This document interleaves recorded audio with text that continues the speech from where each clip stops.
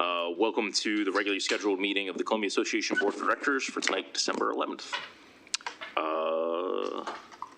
I'll be conducting tonight's meeting in alignment with the CA Board's operating procedures, code of ethics, and our civility policy, and Robert's Rules of Order. Board members will be recognized up to 2 times per motion, with priority given to those who haven't yet spoken. As always, let's continue to engage respectfully, stay focused on the agenda, and work towards productive outcomes for our community.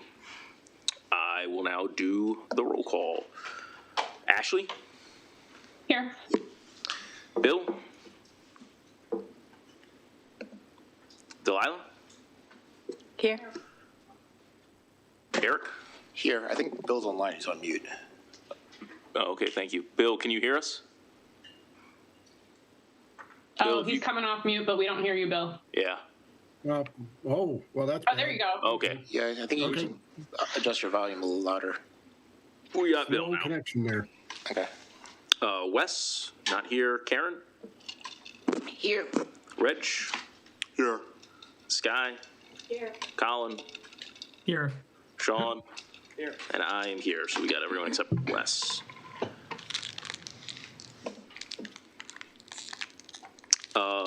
A reminder to everyone that the audio and video of tonight's meeting is being broadcast live to YouTube and will be available for review later this evening. Anyone using the link to the meeting on CA's website will be able to see or hear the proceedings.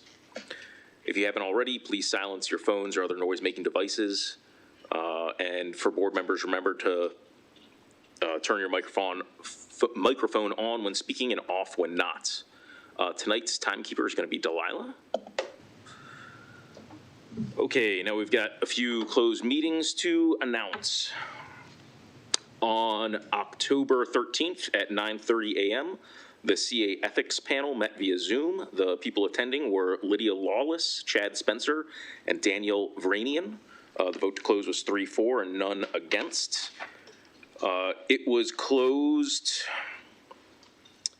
pursuant to the HOA section 4.1 and 4.3, which is legal matters and discussing matters pertaining to personnel.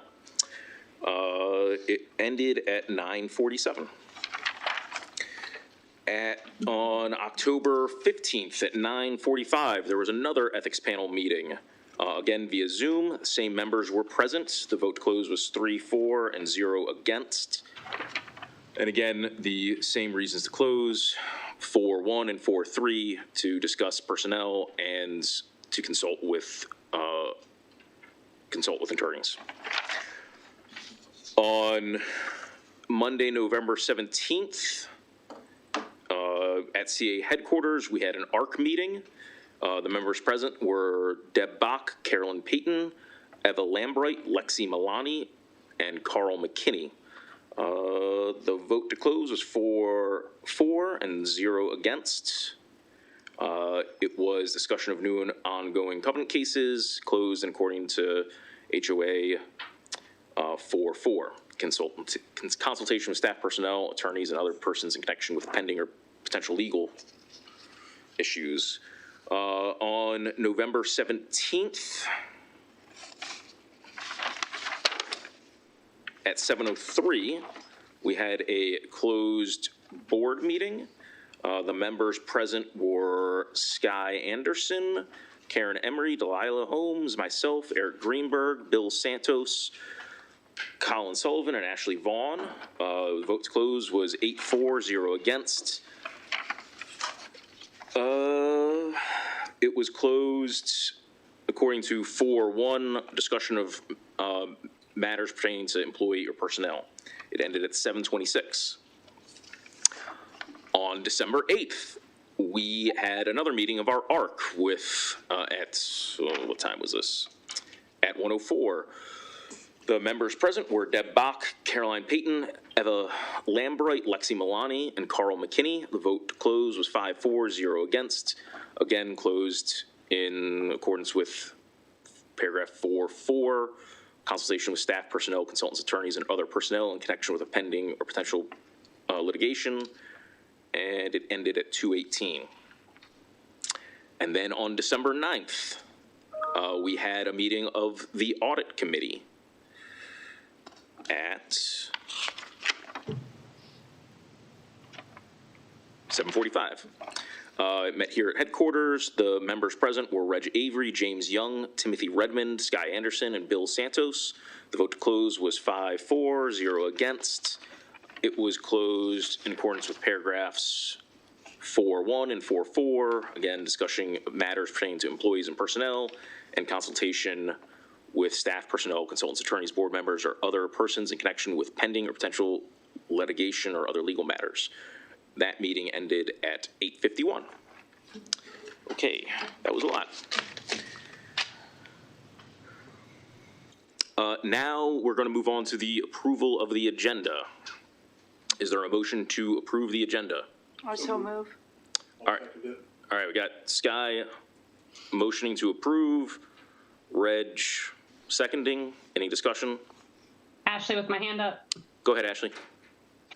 Two things. One, Bill messaged that his computer went into an auto update, so he will be back on as soon as he can. Okay. And then second, my motion around the agenda, I believe that there are county folks who are giving the presentation around the easement. And so I was hoping we could do the courtesy that, or, extend the courtesy we regularly do of allowing them to go before we get into just the board business. So potentially before old business. So Ashley, are you making a motion to move, let's see, that would be, Yeah, the external presenters to be. yeah, so before old you're talking about moving 8C and D up to basically in front of old business. Yeah, so it like shifts all the numbers down. Yeah, yeah. Sky, will you accept that as a friendly amendment, or do you want to go through that? It's just, is moving the presenters up so that they don't have to sit through everything else. I don't do friendly amendments. Okay. So Ashley, have you made that motion? Yeah. Okay. Is there a second? Second. Any discussion? Okay, that seems like a reasonable accommodation to me. So we're now going to have a vote to amend the agenda to move 8C and D from their position down in new business to just be held right in front of old business, and that'll shift all the numbers accordingly. A vote yes will move it. A vote no will not move it. Everyone understand? All right. Ashley, Yes. Bill, are you back online? Yes. All right. Was that a yes, you're back online, or a yes, you vote to approve it? Yes, I vote to approve. Okay. Delilah, Yes. Eric, Yes. Karen, Yes. Reg, Yes. Sky, Yes. Colin, Yes. and I'm a yes. All right, so that has been moved.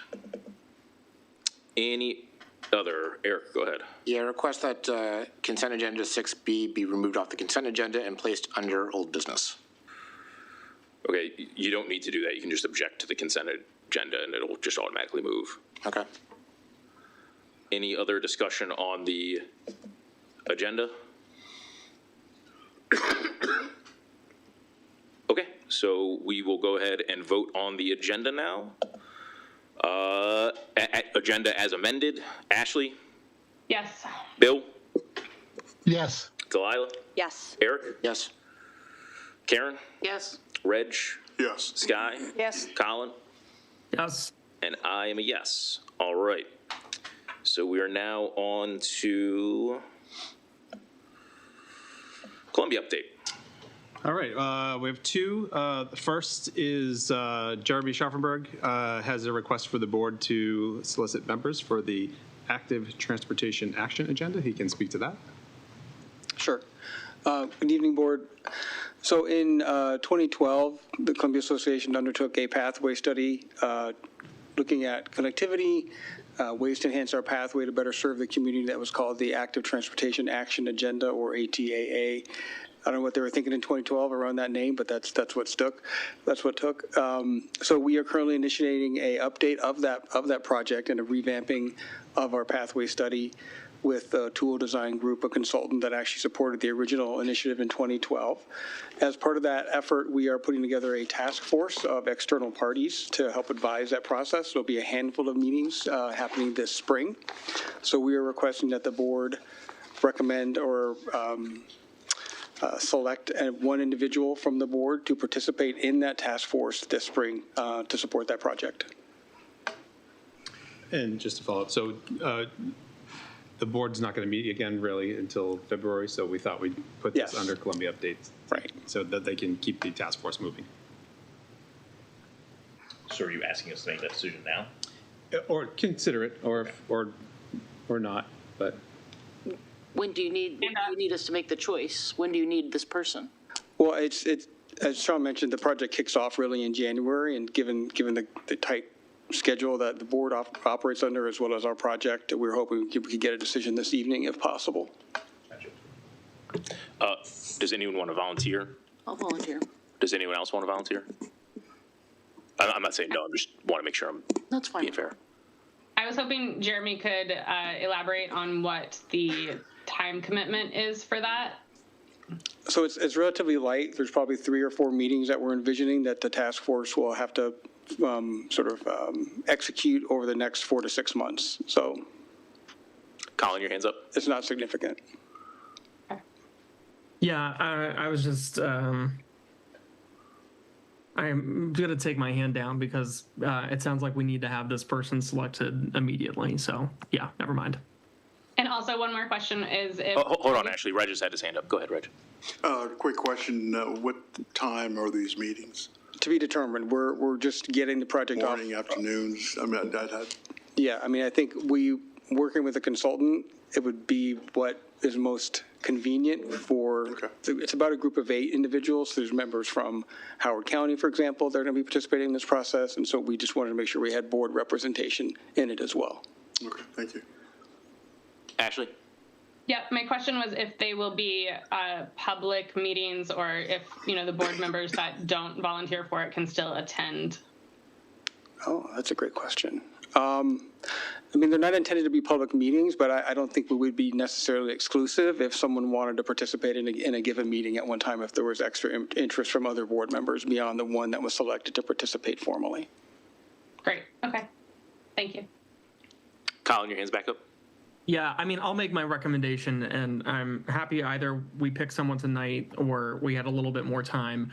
My recommendation would be if there are board members who are interested, if you want to drop me and Mike a note, and then we can see who it is, and then we can forward that along. I just want to make sure that we have enough time to process and we know all of the commitments. So maybe Jeremy, if we can get more information about meeting times and what those dates look like and commitment, and then everyone has a little bit more time to respond. But if there's a decision tonight, that's cool too. I just wanted to offer that as an option. Yeah, so I tend to agree that we'll give other people more time, and that if no one else volunteers, then Karen, it'll obviously be you by default since you're the one that's volunteered already. Is everyone okay with that? Just to Yeah, there is some flexibility. We just wanted to raise it now before we slipped into the holidays and then the town hall meeting in January and the next formal meeting. So we just wanted to get it on the radar of the board now. That if possible, we could have one individual selected to participate. okay. So there's time. All right. Then next, I have Judell Campbell, our community planners, coming in with the Long Reach Village Center project moving forward and going before the Howard County Planning Board next week. We had drafted a memo. Judell had drafted a memo. You saw that in your packet, but she's here to just give a brief update on that project to the board. So, Judell. Hi. Hello. Good evening, everyone. I would just have from a show of hands, did you all get to read the memo? Yes? Okay. If you didn't get to read it yet, I just wanted to highlight that to me, the most important thing to remember is the planning board hearing on this project is next Thursday. I'm in the process of drafting some testimony. I know usually for a body of this composition, you usually have discussion and things around that. I would probably be discussing things that you have already seen in the memos and that have already been brought up here. So tonight I wanted to give you the opportunity with this brief time frame to ask any questions that you might have this phase of the process is going to set in place the site flow, allowable density, and the site boundary, included parcels and design guidelines, among other things. So that was for my first memo. So I just wanted you all to be aware that the planning board hearing is next week. The village has submitted their community response statement. There was a press conference earlier this week. I asked Julia to pull up a few slides so I can show you on the map kind of where we stand as of today. But this is your opportunity with the planning board hearing coming up next week to ask any questions that you might have. Anyone have questions? Karen? Judell, what? Hey, Mike. Oh, sorry. I know that housing is a big deal for this village center, and that currently the density for that, it's a very small footprint, first of all, and Tamar Drive is about to shrink down to two lanes because they're going to put bike lanes, and I don't know if they're going to go on one side or both sides. I'm assuming they're going on both sides, so there's going to be a traffic issue. They're proposing, I believe, 500 housing units in there, and that's going to make the density, the current density for that space, I believe, is 14 dwelling units per acre, but it's going to increase to 55 units per acre if they actually go forward with all the housing. And I know that one of the issues for the residents there is there are people who live on the other side of Snowden River Parkway who actually attend Jeffers Hill Elementary School. And so has that been taken into consideration as far as the density, the impact to the community just from the additional density in that area, as well as traffic concerns and other things? These are the type of things we need to look into, so thank you for raising that. Definitely, we need to look into things like that. Any other questions, comments? Density also, to your point, was a concern of the DAP. That's the Design Advisory Panel, which met to review this project a few months back. And their concern was about more the intensity of the site and how much was being planned for this particular small area to fill all these things in. So that's definitely something I'll be looking at. Reg? Judell, obviously, as the Long Reach rep, I'm very familiar with everything that we've discussed. And one thing that really wanted to ask is we spent a lot of money on the on the Village Center and the Arts Center as well. If we move, well, they said they're going to move us. Will we still get the same amount of space and will the same beautiful property, beautiful facilities that we have currently, or are we, you know, I know they promised that equal are, but will that, what does CA want to do? What do we want to do? I think Sean. Yeah, I can answer Okay. that. We're working. We've been working with Columbia Concepts. We have our internal team. Judell's part of that, but we also have our internal team and our commercial business advisors. And we've sent a memo to Columbia Concepts as well that, you know, yes, CA has an asset there that the community has helped to fund and improve, and we expect to have equal or better as a replacement. You know, we're flexible with the replacement, but we'd like to have something that we have ownership of as we do now, and provides the same type of services to the community. So we've requested that, and we're willing, you know, and Columbia Concepts has received that. We've had some discussions in the past. We've just been more definitive in our latest correspondence with them of what we would like to see. But yes, equal or better, because the residents, you know, our responsibility is to steward this asset for the community. So we've made that clear to Columbia Concepts. Does anyone object to adding 5 minutes to this agenda topic? All right, great. Colin, I know your hand was up. Did you take it down on purpose? Yeah, I just want to confirm with what I'm seeing on the screen. What's labeled as community building is building B in the memo, right? Yes, correct. Okay, thank you. Well, I thought Eric had his hand up. Eric, do you still have a question or comment? Yeah, so the building, that's building B, and then there's the other one, building E.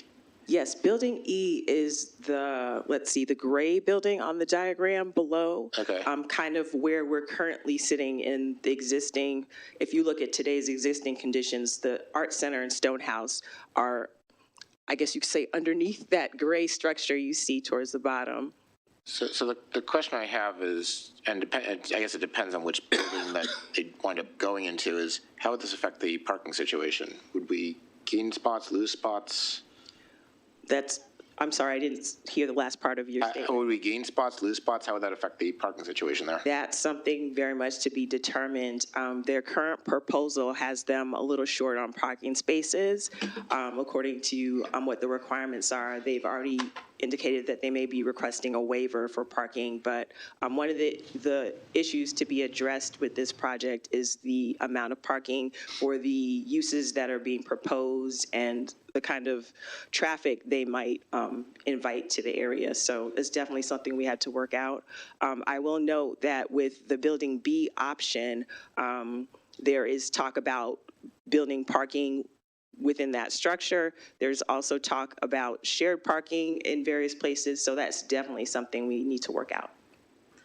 Karen, for your second time? Yeah, I just had a follow, I have two things. One is for Sean. So we are not expecting to be a leaser. You're expecting us to own whatever we have in there? Okay. Yes, so Okay. we've asked them to replicate or improve what we have there, and that includes the building and the parking. Okay, fantastic, because I was not enthusiastic about us being a leaser. And then, crap, I forgot my language. I forgot my second question. Sky? I was recently in Stonehouse, and it's just beautiful. Is the best guess still for all this to be finished in, say, 10 years?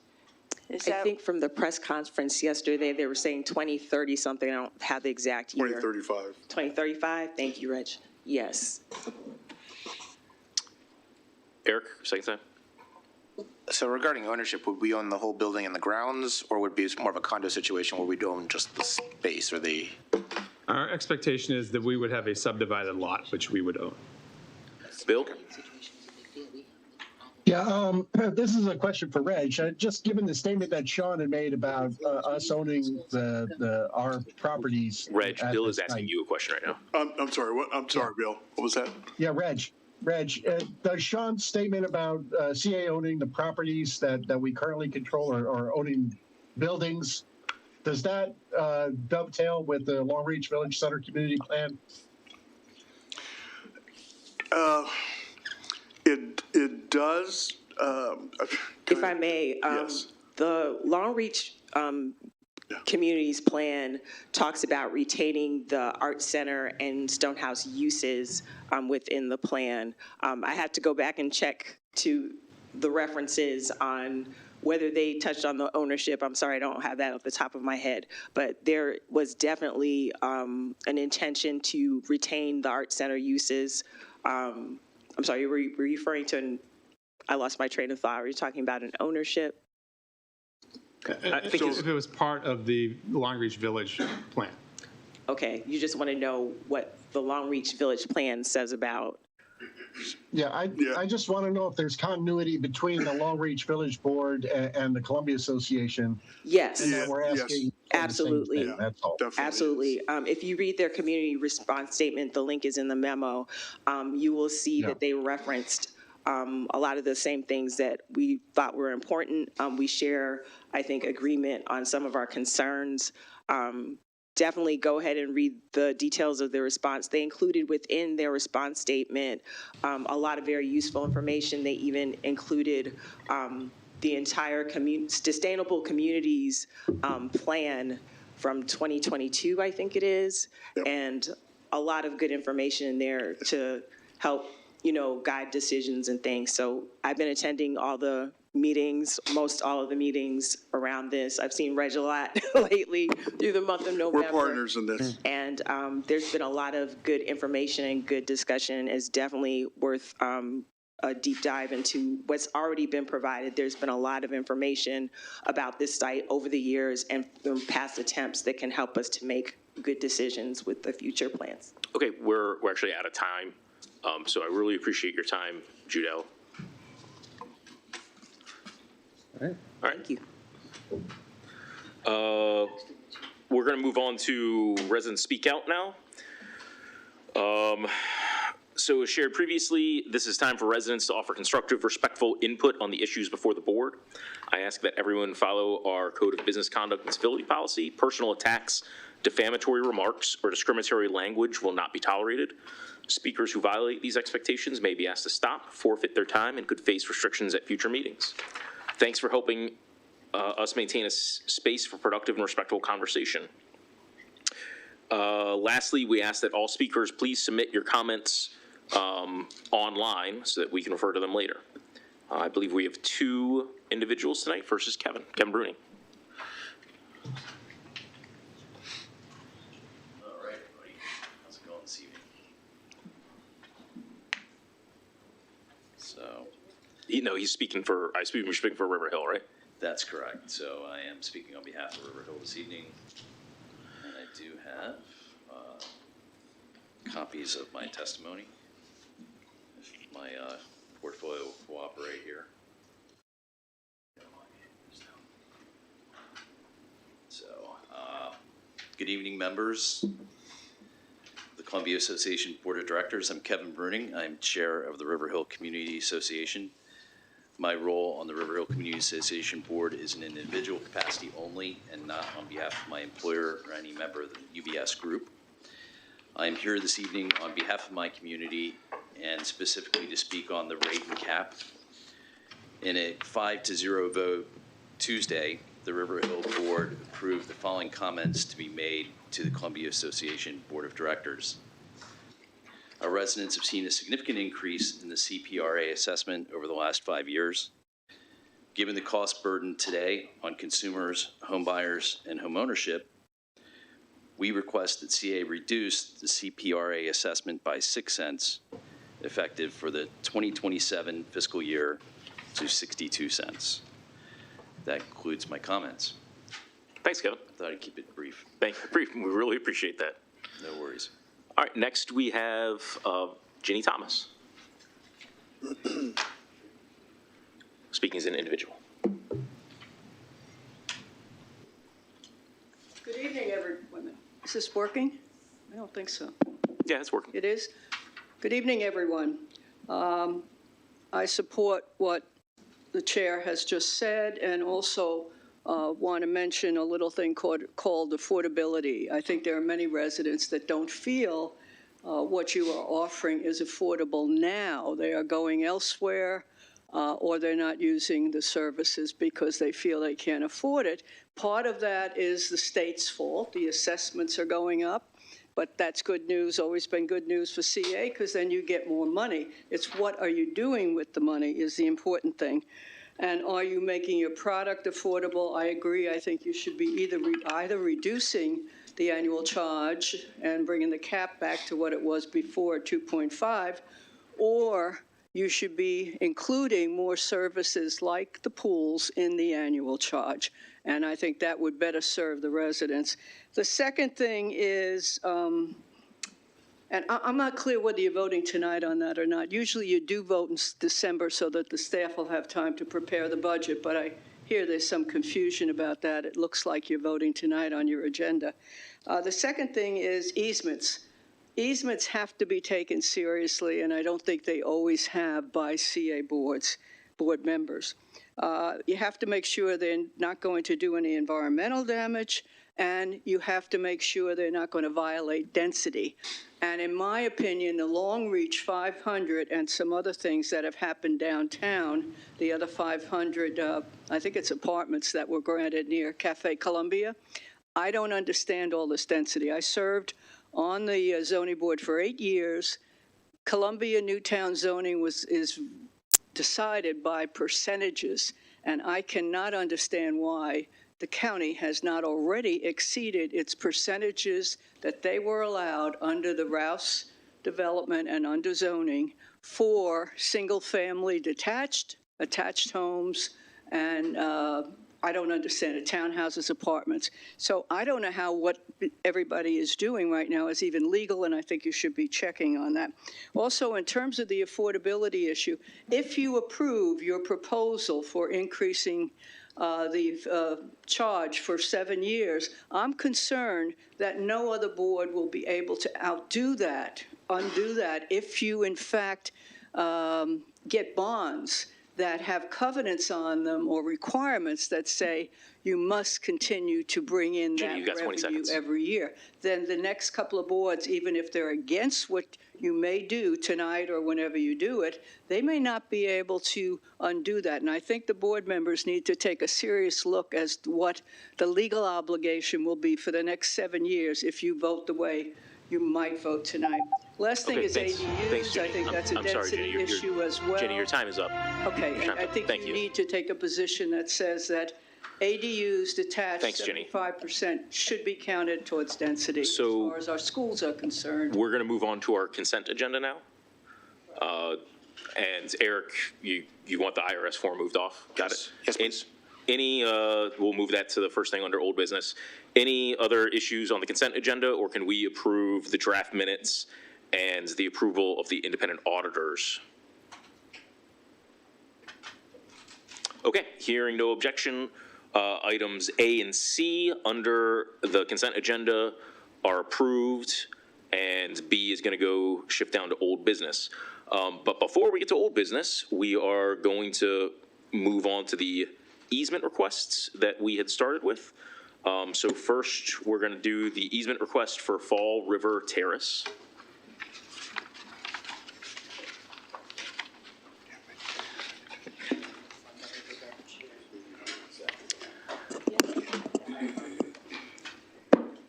So, good evening, Board. So there are 2 easement requests before you this evening.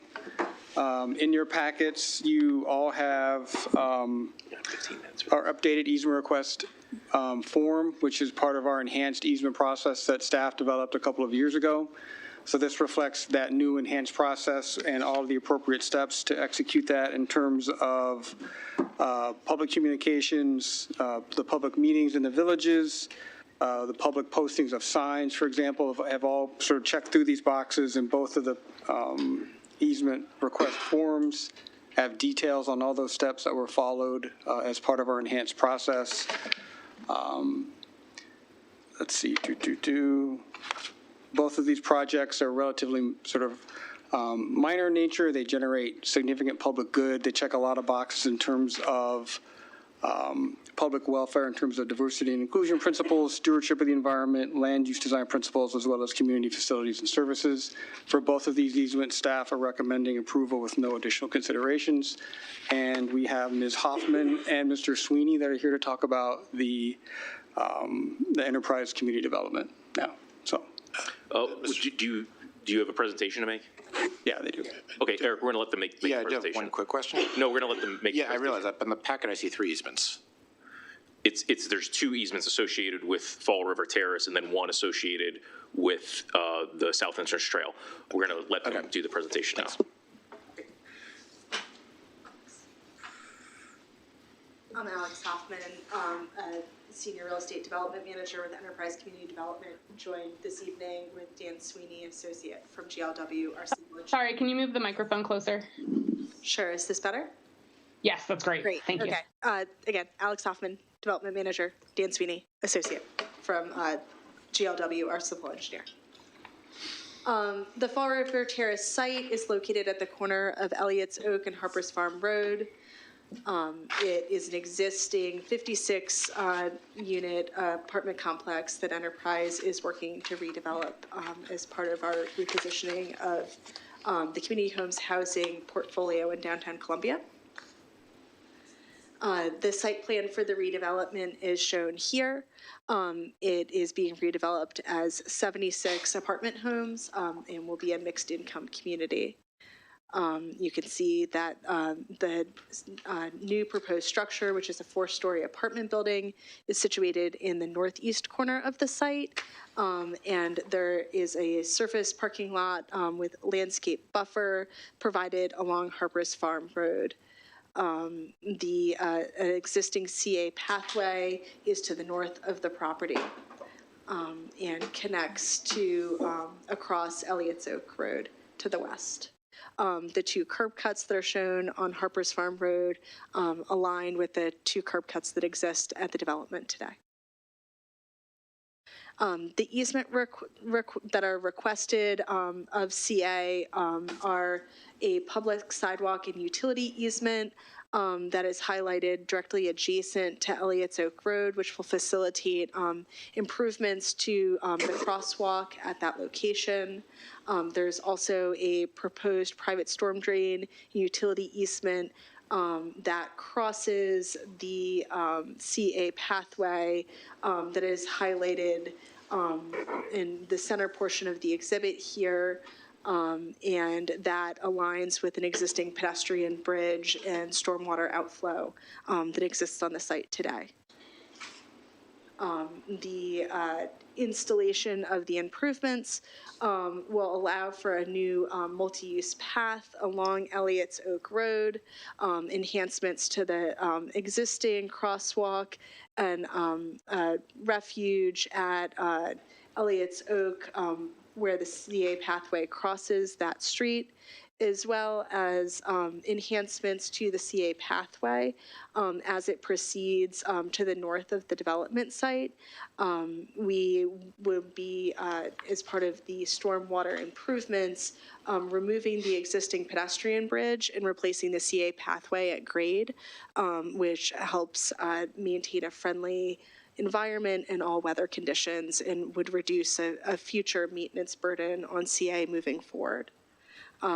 We're also, the easement will ensure that the owner of Fall River Terrace Enterprise Community Development would be responsible for any maintenance associated with the stormwater infrastructure within the easement. Here are the easements shown over an aerial of the CA pathway. And with that, I'm happy to answer any questions. Okay, so we're going to open up to questions. I just want to remind everyone that the question should be focused on the easements that we are considering. Go ahead, Karen. Yeah, so I noticed in our analysis of this easement, we said that it supports affordable housing. So I have multiple questions here. First of all, I want to know how we know that this supports affordable housing. Oh, I'm sorry. Yeah, go ahead. I get 3 minutes, right? Yeah, I was going to encourage you to ask all your questions. That's all. Yes, thank you. Okay, so my questions are, I want to make sure that, what we're doing here is the right thing. So how do we know for sure that this supports affordable housing? How many? So Karen, actually, that's not related to the When we easement. grant an easement, we have to say that it benefits the people of Columbia. It's part of the analysis that we do when we're doing an easement. One of the things we've said is in the analysis is it says that it supports affordable housing. I want to know how we know for sure that that's true. Okay, my second question is, how many additional families are going to be moving into these apartments? And what will be the impact in schools? Will there be enough, do the schools have the capacity right now to support additional families moving into these homes?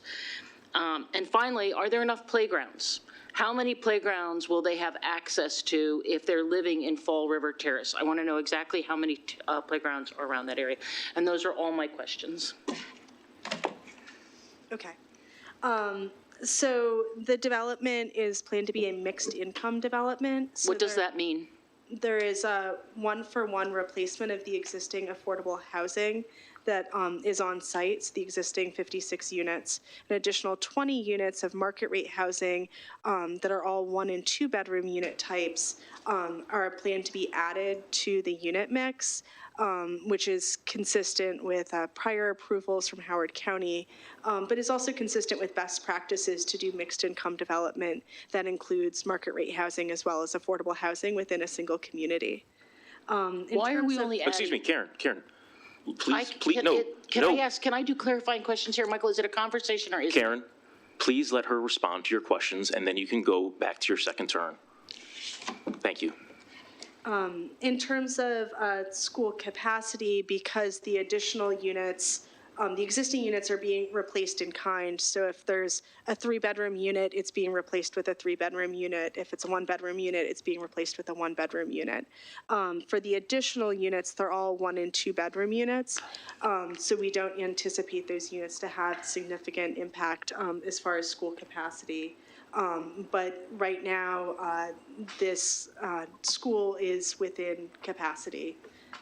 So, that is not an issue that we anticipate. As far as playground access, we will be providing a playground on site as part of our amenities package that is accessible to children within the community. There is also a playground just north as you head east on the CA pathway along Hildebrand Court. Okay, my follow-up question. Excuse me, Karen. Does anyone have any first-time questions before we let Karen have her second turn? Eric, go ahead. Yeah, I'd like to know more about the pipe and the actual stormwater runoff. Okay. So is this project going to be generating more stormwater runoff? And where's the runoff going and where's the pipe going? Because I see about a half a dozen houses north of the easement that could potentially be impacted, and I'm just wondering how those houses are being impacted by the pipe and the runoff. Yeah, so I'll let Dan speak to this in more detail, but as part of our comprehensive design for stormwater, we will be mitigating much of the stormwater on site through a series of dry wells that will result in a net reduction in outflow to the outlet to the north of the property. Yeah, there's an outfall within this area. That outfalls into a ditch that goes under the bridge. That's the reason why the bridge is there today. The proposed improvement will extend the pipe beyond where the bridge is, and so that we can eliminate the bridge. We are reducing both the drainage area and the runoff to this point in the project. So is this? Hold on, Eric. Eric, before you get your second turn, I know Ashley and Bill have their hands up. Ashley? Yeah, so I live next door to this development, and I walk this path a couple of times a week. Can you elaborate? I have two things. Can you elaborate a little bit more about what it's converting into? Like, is the pathway going to be widened? I honestly don't know how wide it is right now in terms of like ADA standards, that sort of thing. And then also I was curious, I know I've received a lot of comments from the residents in my village about concern for the neighbors that butt up against this development, and like what effort has been made to notify them of these projects. So starting with the notice, all residents of Hildebrand Court were notified of the initial pre-submission community meeting, as well as the adjacent community, Deering Woods, and have been, aware of the process through the Harper's Choice Village Board as well. And I'm sorry, the other question that you were asking is in terms of the impact to the properties to the north, is that correct? No, more about like so the bridge is going to go away and it's going to change to a different material, or like what are the improvements to the pathway specifically? Yeah, of course. So right now the CA pathway would be regraded such that it is able to remain at grade, and the head wall for the outflow of the storm water outlet would be moved slightly to the north to allow the CA pathway to continue at grade in a configuration that matches what exists today. You mentioned the bridge was going away though? Yes, it would be a continuation of the at grade pathway. Okay, thank you. Bill, you have your hand up?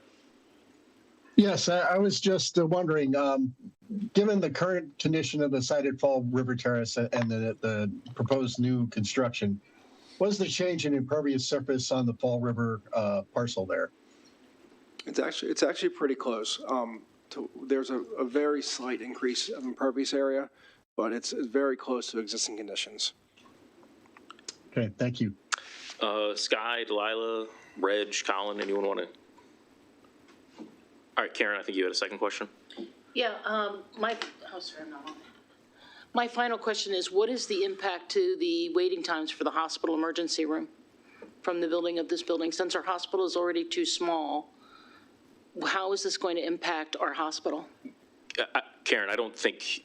It's a benefit to the community, and Karen, I want to make sure that I don't believe that the people we have here, correct me if I'm wrong, can speak to that particular issue. Unfortunately.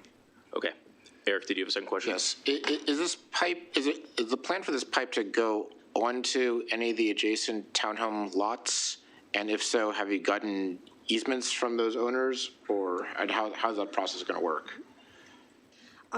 So the water would outflow from the north, from a pipe onto CA property into a riprap that would be then collected by a swale, which is as it does today.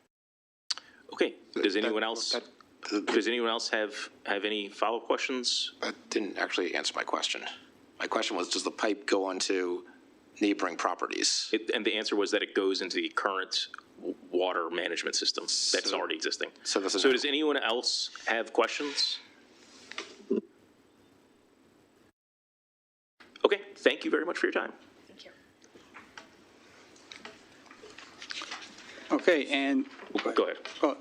To the next easement, to South Entrance Trail. Yeah, so the next easement is associated with the South Entrance Trail. We have multiple staff from Howard County here to present on that particular request. Mr. Ita, Mr. Akbari, and Mr. Thompson will provide details on that South Entrance Trail project.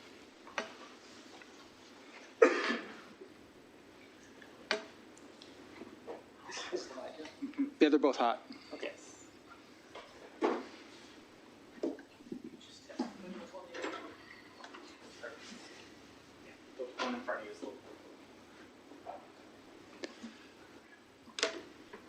Thank you. I'm Chris Etoff with Howard County Office of Transportation, joined tonight by Abdul Akbari with Howard County DPW and Jason Thompson from Howard County Rec and Parks. We'd like to talk to you about the South Entrance Trail and 3 small easements that we're requesting from CA to build this trail. So this is the first graphic showing the general alignment of the South Entrance Trail. This trail was is the #1 priority pathway connection in CA's Connecting Columbia plan, mostly because of the vision and advocacy of our late friend Jane Demner. She was a big advocate for this trail, and the trail has been worked on for quite a while. I've been with the county for about 10 years, and we've been working on this trail for about 5 years. The trail is also one of the structure projects in the county's bicycle master plan. And it provides a multi-use, shared-use pathway very much in the same, a similar manner to many of the CA trails with modern standards, 10 feet wide. And it connects the town center area up to Owen Brown and Oakland Mills. And a future phase is also planned to connect it all the way down to the Patuxent Branch Trail. It's about a mile long, the trail section, then it has an on-road segment or adjacent to road segment on Stevens Forest Road that's 0.6 miles.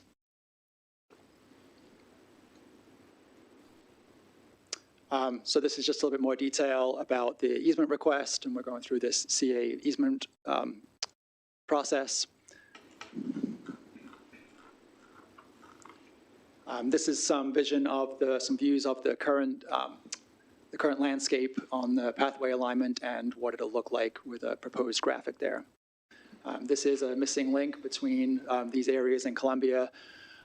It does connect up, as I mentioned, Town Center, Oakland Mills, and the Owen Brown community. And this is a priority for our county's pathway system. This view shows the typical section for the pathway, 10 feet wide with 2-foot shoulders. These are aggregate shoulders that help with runoff and also just any, essentially work like a shoulder area for the trail. The trail does go under 2 roadways using the existing bridge structure where the bridges are, the roads are bridged over the waterways currently. Those roadways are US 29 and Broken Line Parkway. So this is a view of the existing area under 29 and the proposed pathway using that space adjacent to the river under 29.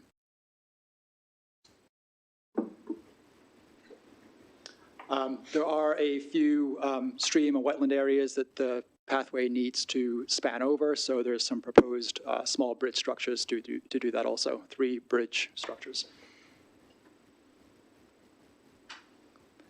The majority of this pathway is in the 100-year floodplain, so there is expectation that at some point in the future the pathway will be inundated with water. The pathway is being designed to sustain and handle that, and we're also doing some flood warning systems just in the case that people were out on the pathway. It's probably unlikely if that kind of rain is coming that people are out using the pathway, but there will be a flood warning system to let people know that the pathway is in danger of flooding when that might happen. So on to the detail of the easements, the real reason for being here. The easement areas are shown here in red. The easement request areas where the pathway interacts with the project. So this is the intersection of Broken Land Parkway and Stevens Forest Road, very close to where we sit now. The two red areas there that are shown on the right side, I'll say, of Stevens Forest Road. There's some very small 109 square feet and 62 square feet of easement that's needed just to make the sidewalk improvements there with the associated crossing improvements that we're planning at that intersection.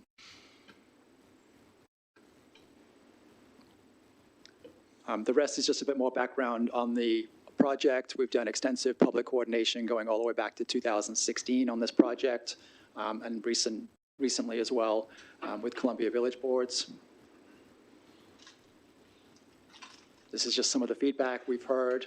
Lots of people are eagerly anticipating this trail. We have questions about snow removal and maintenance that will be handled by Howard County. Howard County Rec and Parks will be the maintenance group for the pathway. And some detail on the cost and other details about the project. So this is a county capital project. It's fully funded, and we do have some grant funding for the project also. And our construction expectation is to build this starting in the summer of 2026. Contact information, and I'll pause for any questions.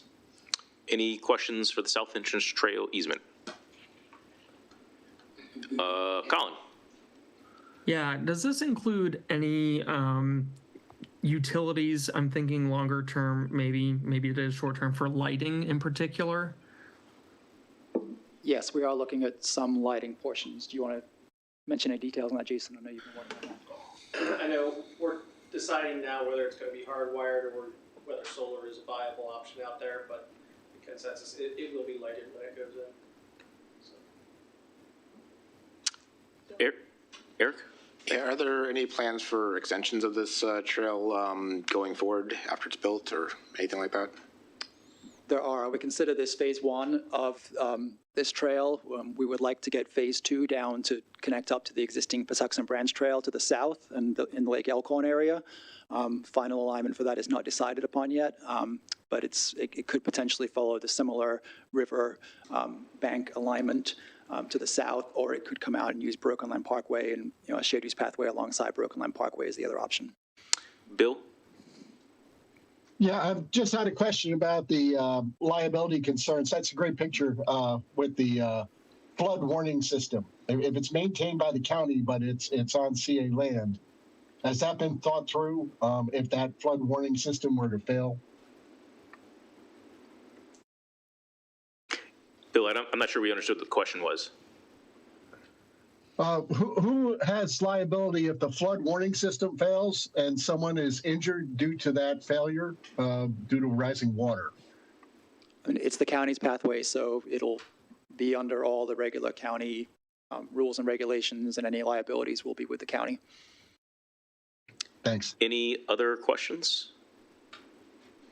All right, Chris, thank you. Thank you, gentlemen.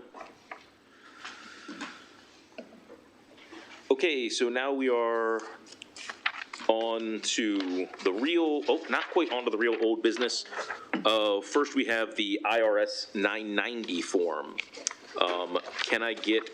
To get things started, can I get a motion to accept the IRS 990 form? So moved. Sky moved, Colin seconded. All right, now we will open it up for discussion. Eric? Yeah, I've got a question. This is actually on page 6 of the IRS 990 form, 15B, and it basically asks about the process for determining compensation for officers and key employees. And basically it says, do we have an independent group that considers it, makes the decision, and are they using employment data for it. We check yes, but to my knowledge, we don't have a compensation committee. To my knowledge, the board doesn't actually approve those salaries. And I haven't seen any compensation studies in the since I've been on the board, which is over 4 years. So the question I have is, how are we checking yes when we don't have an independent committee doing this approval? So when you asked this last year, the explanation you got, and I don't think it's changed, was that because of the process that CA uses to use external consultants whenever there's a vacancy to do salary survey information, that warrants checking that box yes. Does that jive? Is that correct? Okay. Karen? I think that that's an unsatisfactory answer. I think the problem is if anyone on this, if we ever got an IRS audit and anyone on the CA Board of Directors had to answer the question, have you seen evidence of a compensation study? The only thing that we've ever gotten is verbal assurances from the senior leadership team. We've never actually seen any evidence. Therefore, if the IRS asked me that question, I would have to say no. And I don't know that anyone on the CA board could say yes. And yet we continue to check the box yes, even though none of us has actually seen that. And I think it's negligent on the part of the board who has oversight that we've never seen that physical evidence. Okay. Anyone else want to jump in the queue before Eric has a second turn? Ashley. Yeah, there's a lot that Columbia Association does as an organization that we don't physically see evidence of, but it doesn't make it untrue. And additionally, our oversight is specifically for the CEO position, not for all of the staff of the organization. Right. Anyone else want their first turn before we go back for seconds? Okay, Eric, your second time. So you mentioned that we have hired consultants, but who's hiring the consultants? I don't believe the board's hiring the consultants in this case.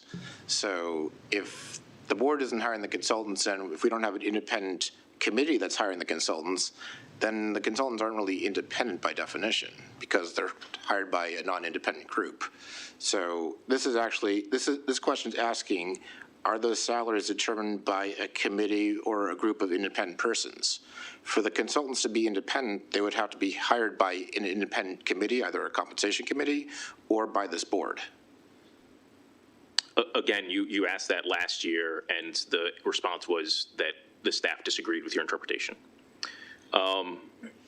Anyone else have any questions or comments for the motion to accept the 990?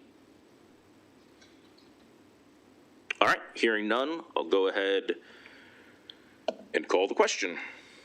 Okay, the yes accepts the 990, the no doesn't accept it. If this doesn't really require board action, but here we are. Ashley? Yes.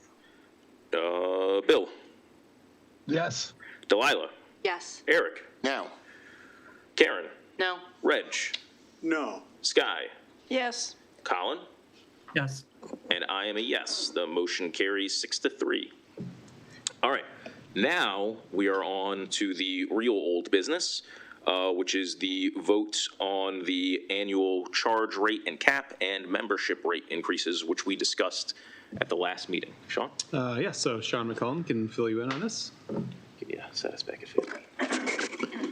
Thank you, Chair. As discussed with the board in the prior meetings, we are proposing the rate to be 68 cents per 100 as before. There's no increase requested, and the cap rate to maintain at 3.5 as in the past. So we're asking for board's approval for FY27 budget. Okay. Is there a motion to set the annual charge at 68 cents and the cap at 3.5, which would be no change for prior years? I motion. All right, I heard Colin move and Ashley seconds. Cool. Colin's hand. Okay, Ashley, is your hand up to ask a question or speak to this? Or? I have a question for discussion, yeah. Okay, or go not ahead. a question, I'm sorry, statement for discussion. Yep.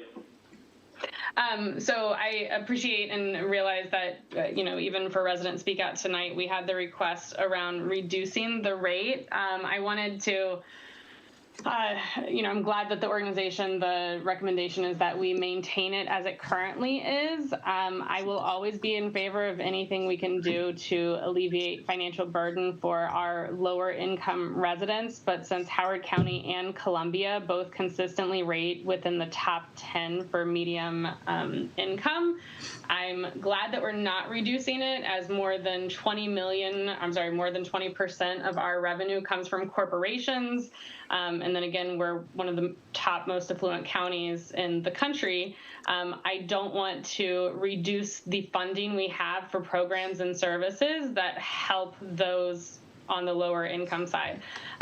If we want to look at ways to help those who are hurting financially, I would love to figure out other alternatives, like increasing the rate for qualifying for the low income benefits with membership or before and after school services. And we've asked staff to look at other ways to increase grants. And that was all I had. Thanks, Ashley. Eric? Yes, I move to amend it to set the annual charge rate at 62 cents.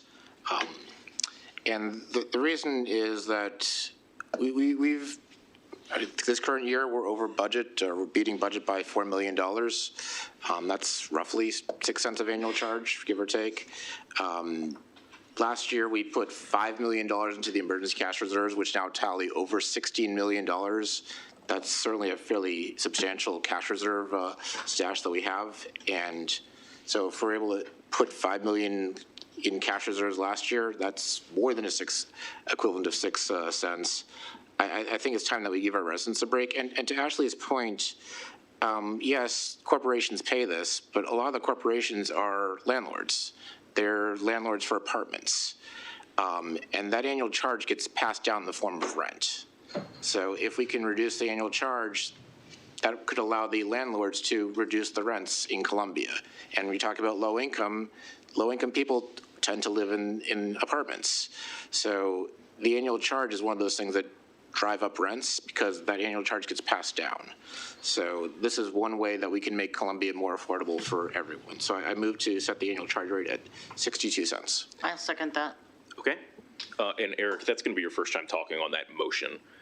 Any one want to respond to Eric or talk on the motion? Bill had his hand up. Yeah, I'm not sure if that was for the main motion or not. Bill, you want to speak to the motion or to the amendment? Well, I got my hand up early, but I'll speak to this motion. I just want to state two quick numbers here.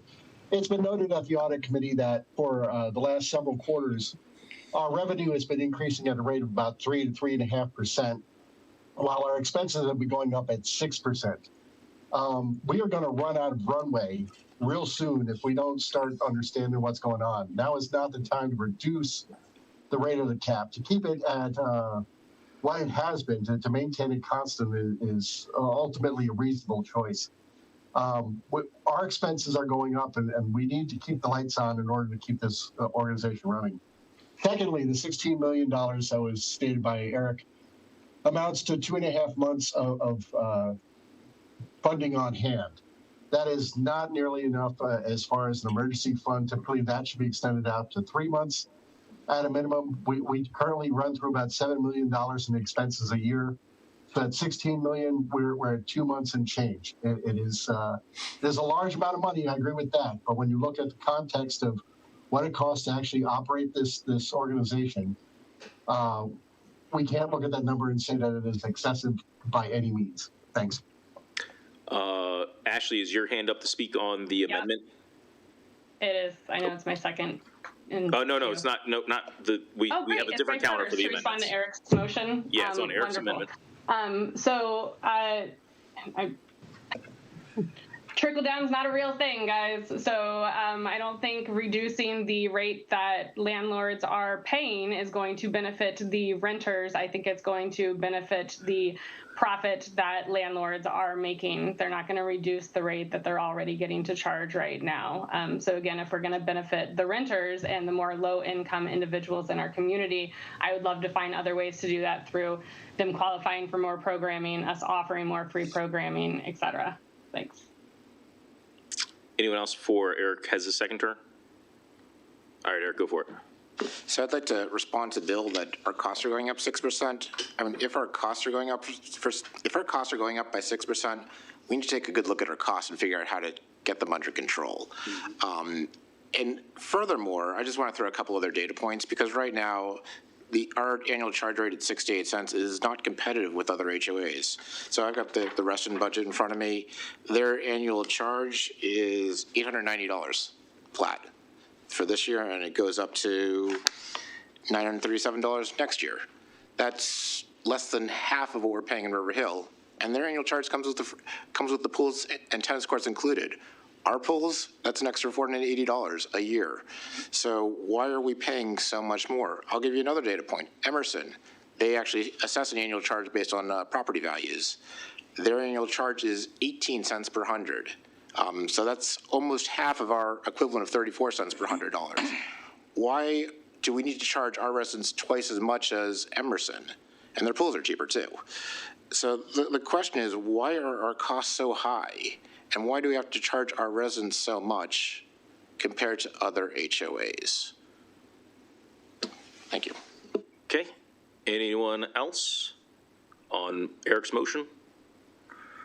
I'll just say that I'm not opposed to looking into lowering the charge, but doing it kind of arbitrarily without a sense of what impacts it'll have and just kind of treating it like it's monopoly money. I don't agree with that.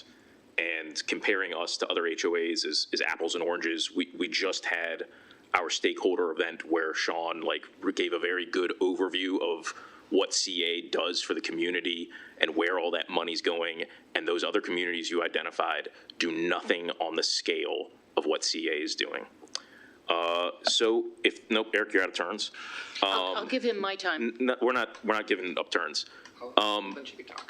Anyone else? Okay, so we're going to call the question on Eric's motion.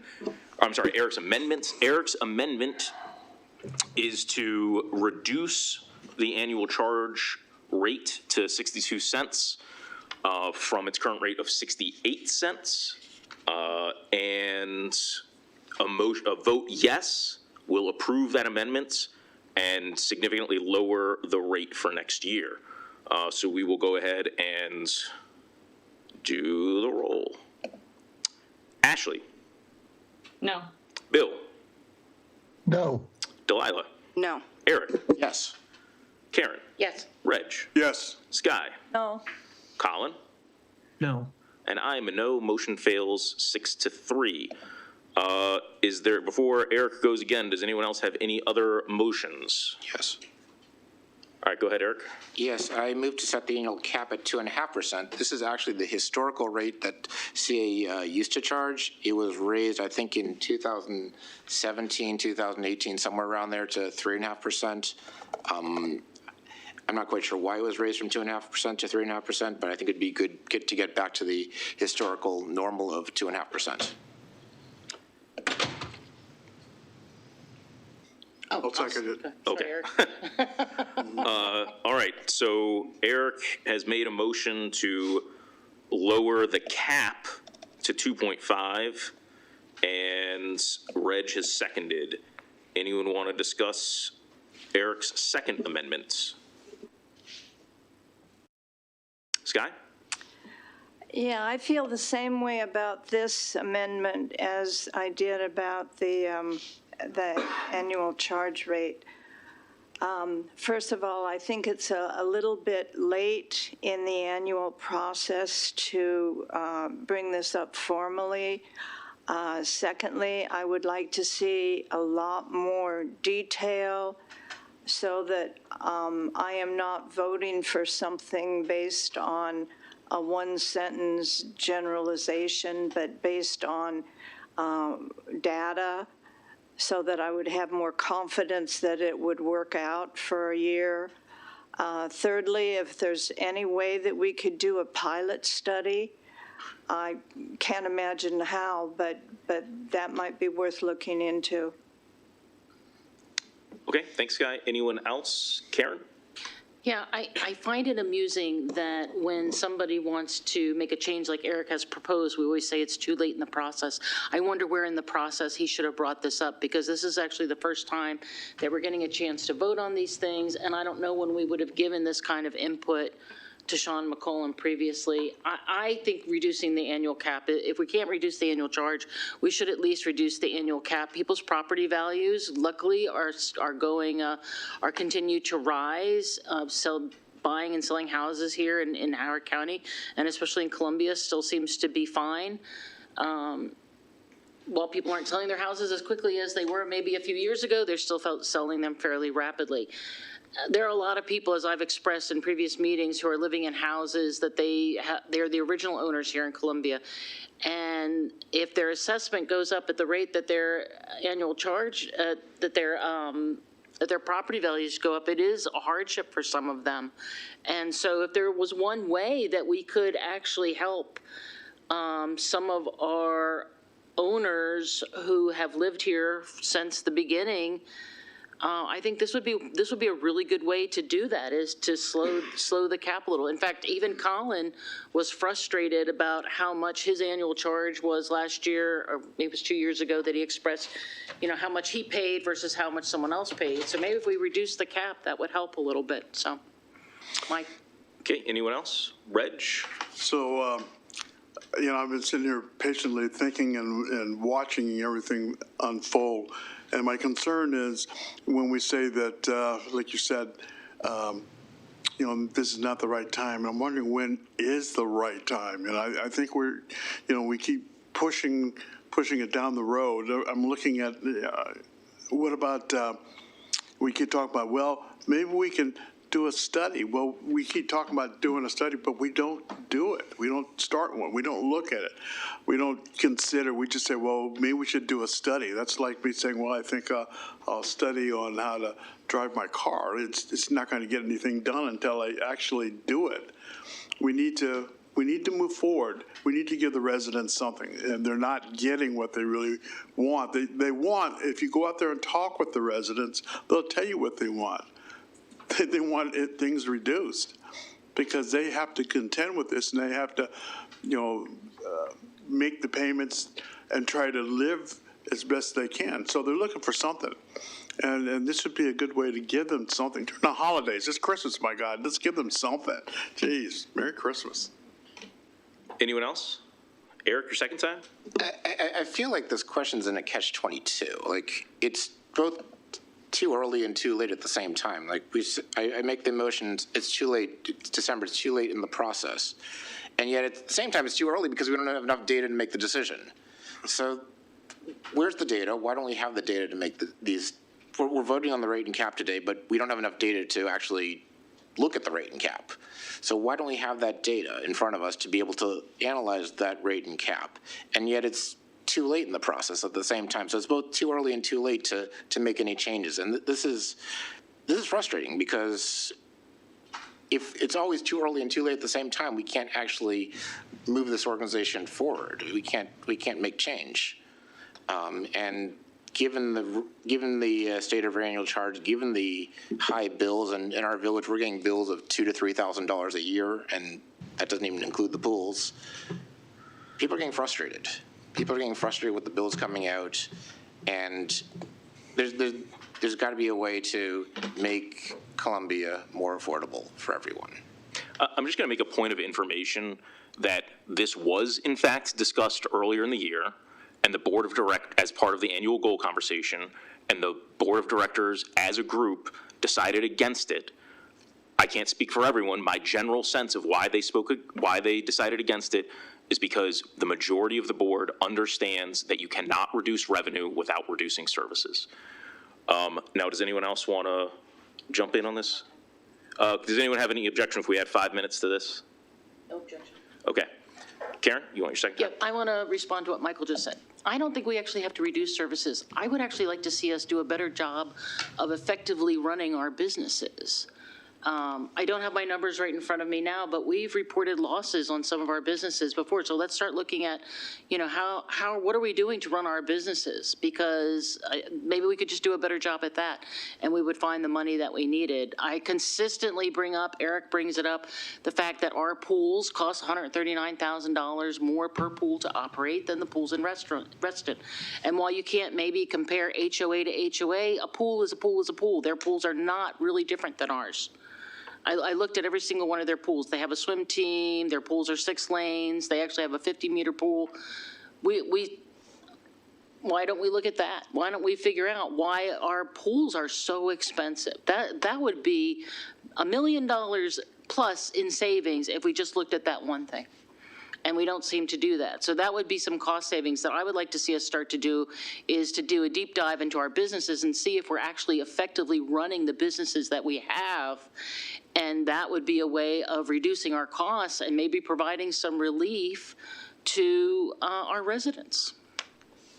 Okay, anyone else on Eric's amendment to reduce the cap?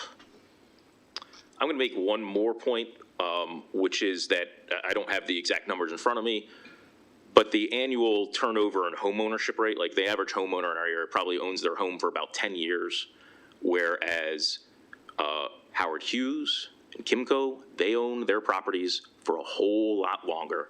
So reducing the cap will very much disproportionately benefit some of those large corporations at the detriment of homeowners. Eric, you've already had 2 turns. Does anyone who hasn't had 2 turns want to speak? Go ahead, Delilah.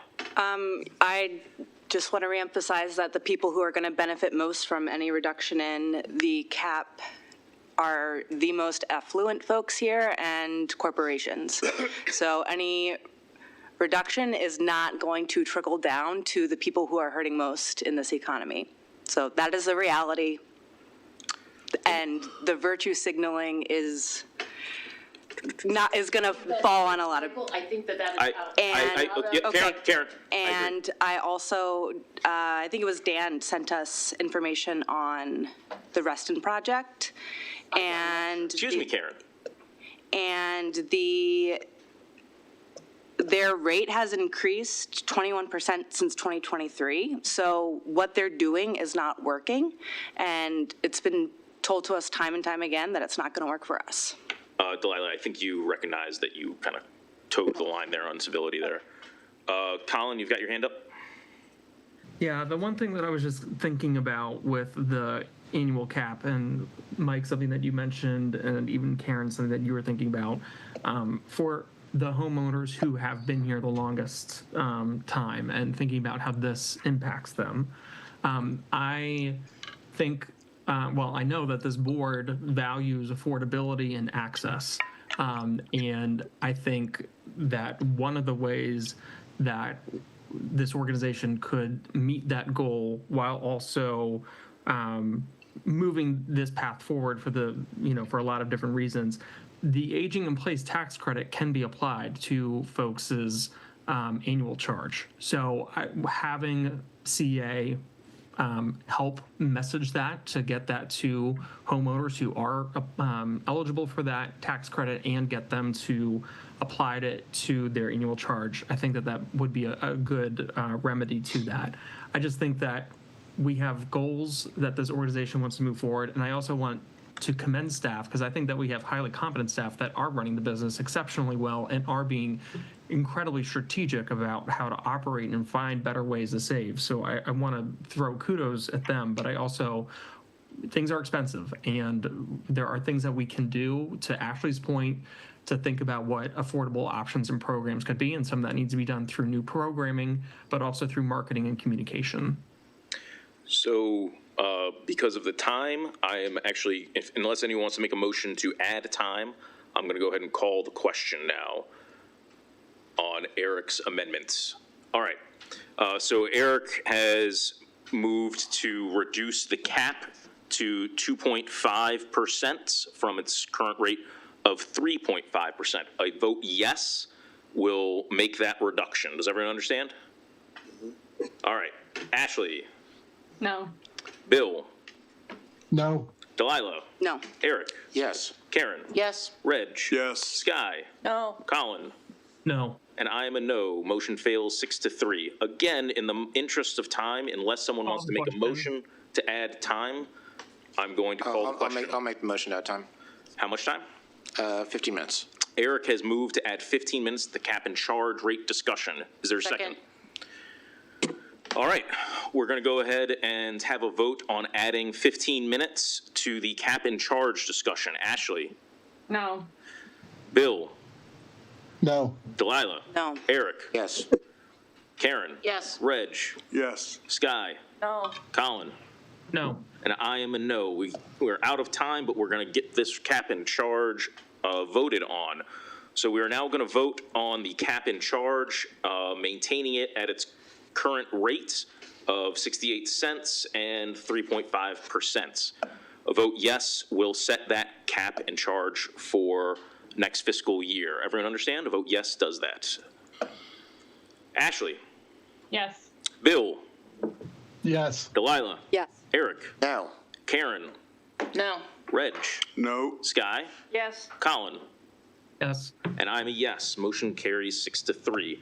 All right, next we're going to move on to the membership rate, I think, correct? Correct, yes. Sean. Or Dan, sorry. Another 15. Actually, no. Actually, you know what? Darn it, we need, can anyone object to adding, Dan, how much time do you need to get through your presentation?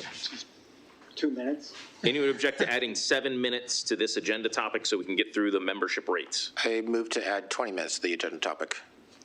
Okay, Second. all right. Keep playing. Motion to add 20 minutes to this agenda topic. Anyone object To which topic? to the topic we're on, the membership? We got through the membership. We're on the membership rate. It's still the same thing. It's in the original agenda as 7A. We're still on that. Oh, okay. Any objections? 20 minutes is crazy. That's way too long. Okay. And I don't want to cut Dan off. I agree. He said he needs 2 minutes. Okay, so there's been an objection. Let's have a vote. Ashley, No. Bill, Yes. Delilah, No. Eric, Yes. Karen, Yes.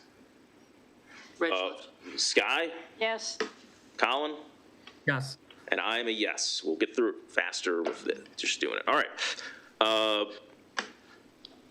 Dan. Thank you. As discussed in previous meetings, we always work to manage membership rates, but as we're all experiencing both personally and some of us in our professional jobs, expenses are going up dramatically, particularly labor, which is our single largest expense. I do my best every year to try to keep the increase around 3% for residents. Some of the math works out that it's sometimes a little more, just you add $1. It's a little bit more. And just be aware that the memberships do work in conjunction with each other, so that changing one will necessitate changing multiples.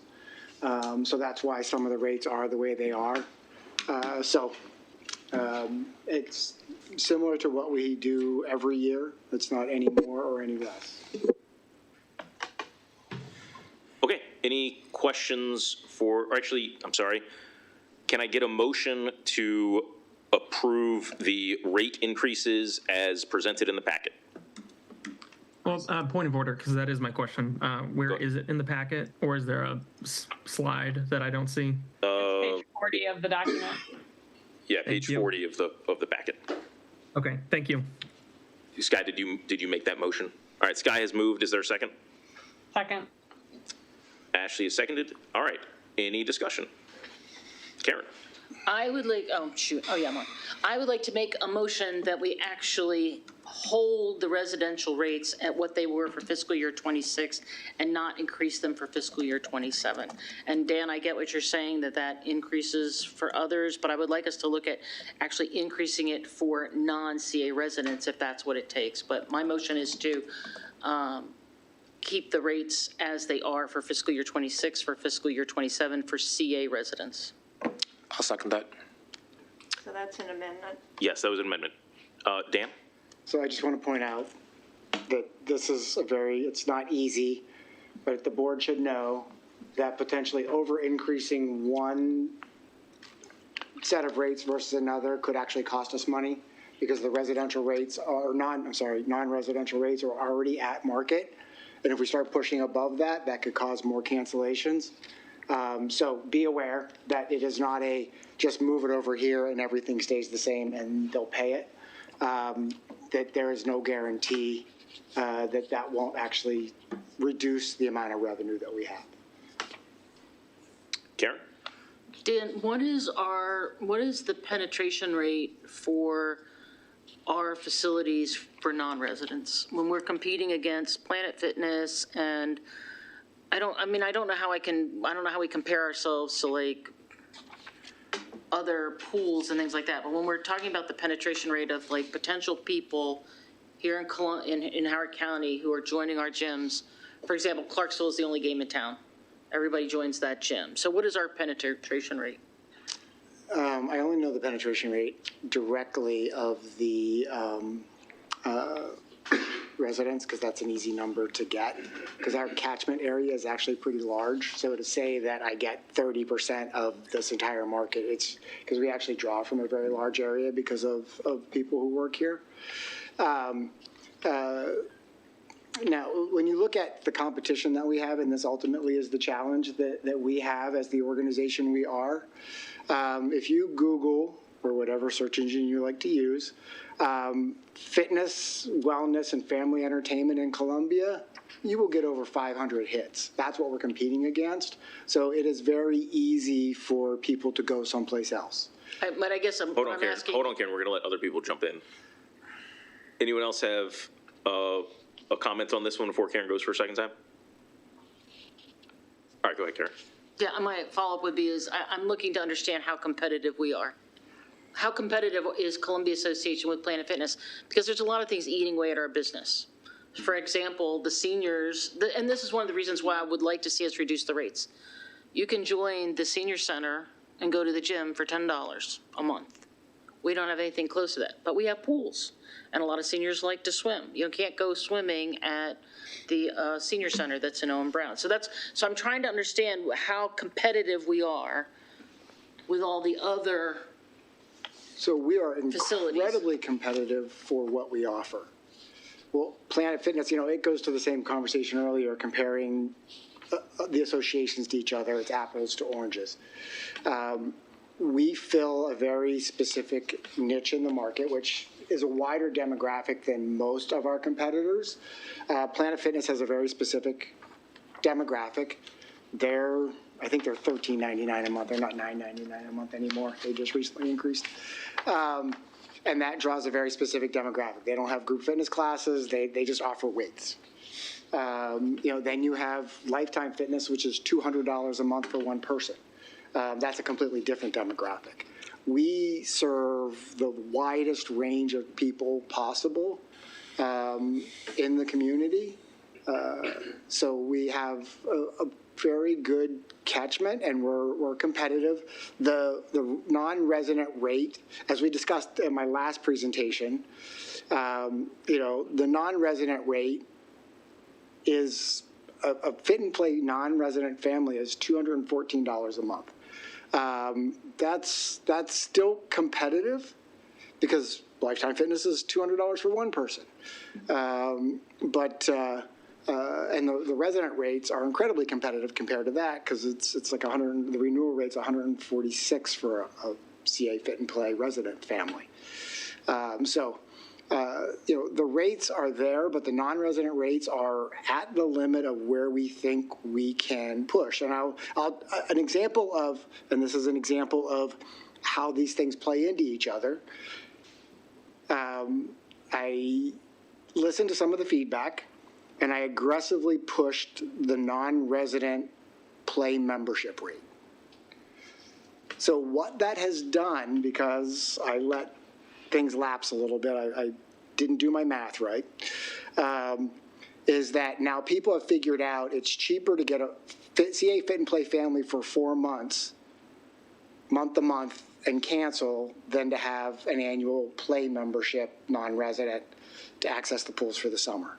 So it's costing us money because that we are at the limit of the price sensitivity of the non-resident rates. Okay.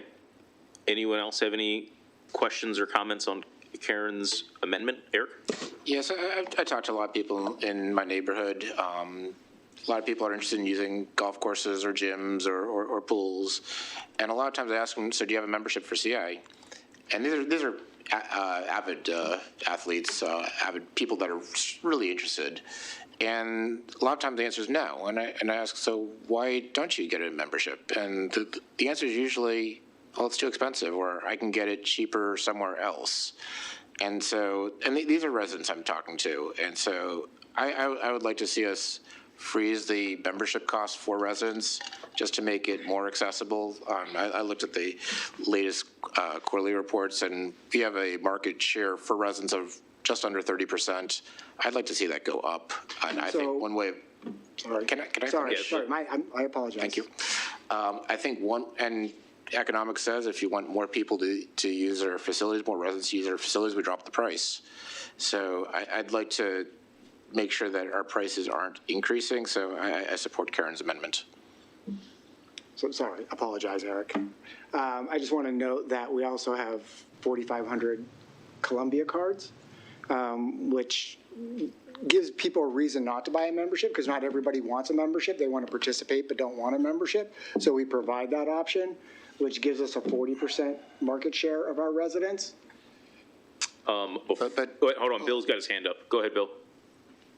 Yeah, just two other data points. I appreciate us being sensitive to price, and I think price does have a factor in weighing setting membership rates and participation and uptake. But there are two other things we need to realize. If you look at the demographics of Columbia, the number of families with children in Columbia is the exact same as it was in 1980. We haven't moved that needle much at all, although we've created more households. So this 30% number is a little bit skewed from past years because we have far fewer families because we have more households with the same number of families. Secondly, I talk to people in my village all the time. And what I see on every cul-de-sac, in every row of townhouses, and in every condo or apartment stairwell, I run into people who tell me, oh, I don't have a CA membership. I used to when my kids were here, but they've grown and moved on, and I don't have a utility for it. Overcoming that utility is not going to be a price issue. They just are looking to enjoy the pathways and everything else in Columbia. It's a totally different situation. So just by saying we need to address only the money is not going to get us where we want to go. There's multiple dynamics going on here, and we're selling ourselves short by just saying, hey, we need to freeze the rates. All right, Ashley? Yep. One thing we have moved the needle on in Howard County is the minimum wage. We are paying way more than what we used to for that. In addition, we need to be able to pay cost of living increases. We want to attract top talent. We want to ensure that they're able to go through, like they're well trained. They've gone through all of their certifications. We want to be a top employer in Columbia as Columbia Association. So we need to reducing this is going to reduce our capability to pay the staff that we retain and attain in terms of, the talent and both the quantity. And we know we've struggled with lifeguards, for instance, in the past. So, yeah, that was it. Okay, anyone want to get their first turn before Eric? Eric, I assume you still want to speak. All right, do you still want to chime in, Eric? Yeah, actually, do have a quick question. So Ashley mentioned the minimum wage effects. So the question I have is how many staff hours are at that rate? Because I know the minimum wage went up, I think it's 17. 17 now. So just how many staff hours are at that rate per year? Just trying to gauge of how much of an impact the minimum wage is on I think that was implemented last year, Eric, so I had no reason to go back and review the analysis, but certainly we could go back and take a look at it. I was just trying to ballpark I have no idea. It was order of before my magnitude. time. It was done last year, so Okay. it was a past issue. I never had crossed my mind to measure that again, but I was just trying to figure out what the impact of. I'm sure there's some place, I'm sure Susan did it, so we'll go take a look at it. Come back to you. It was in the, like the constraints going into last budget, but Dan, I think you were going to chime in. Yeah, and I was just going to add to that, that that's not the only number you need to look at, because when you increase the bottom, then you have compression, so that drives up the entirety, so you'd want to look at the entire outflow of the minimum wage going up. All right, anyone else have anything on this topic? Can you restate the motion on the floor, please? The motion is to hold the membership rate for residents at the current fiscal year level. Is that correct, Karen? Karen, can I ask a point of clarification? Do you actually mean CA residents, or do you mean all lien payers? Yeah, if you're a resident, if you were living on CA assessed property, Right, but businesses pay the lien too. I don't believe we offer corporate memberships anymore, do we? We used to offer corporate memberships. Yeah, it's for anyone that's. We still offer a special rate to people, because I didn't see it on the website. Yes, it's under the definition in the budget book. It's corporate rates if you live or work on CASS property. You qualify for the resident rate? Yeah, that applies to them too. Okay, thank you. Okay, so it's for all people on lien paying land to hold their rates at the current fiscal year. Clear, Colin? All right. I mean, I think this is a bad idea for the reason that Dan explained, that, we'd either be dramatically reducing revenue without an idea of where we're cutting it, or we'd be trying to shift the burden to non-residents in a way that could actually decrease our revenue.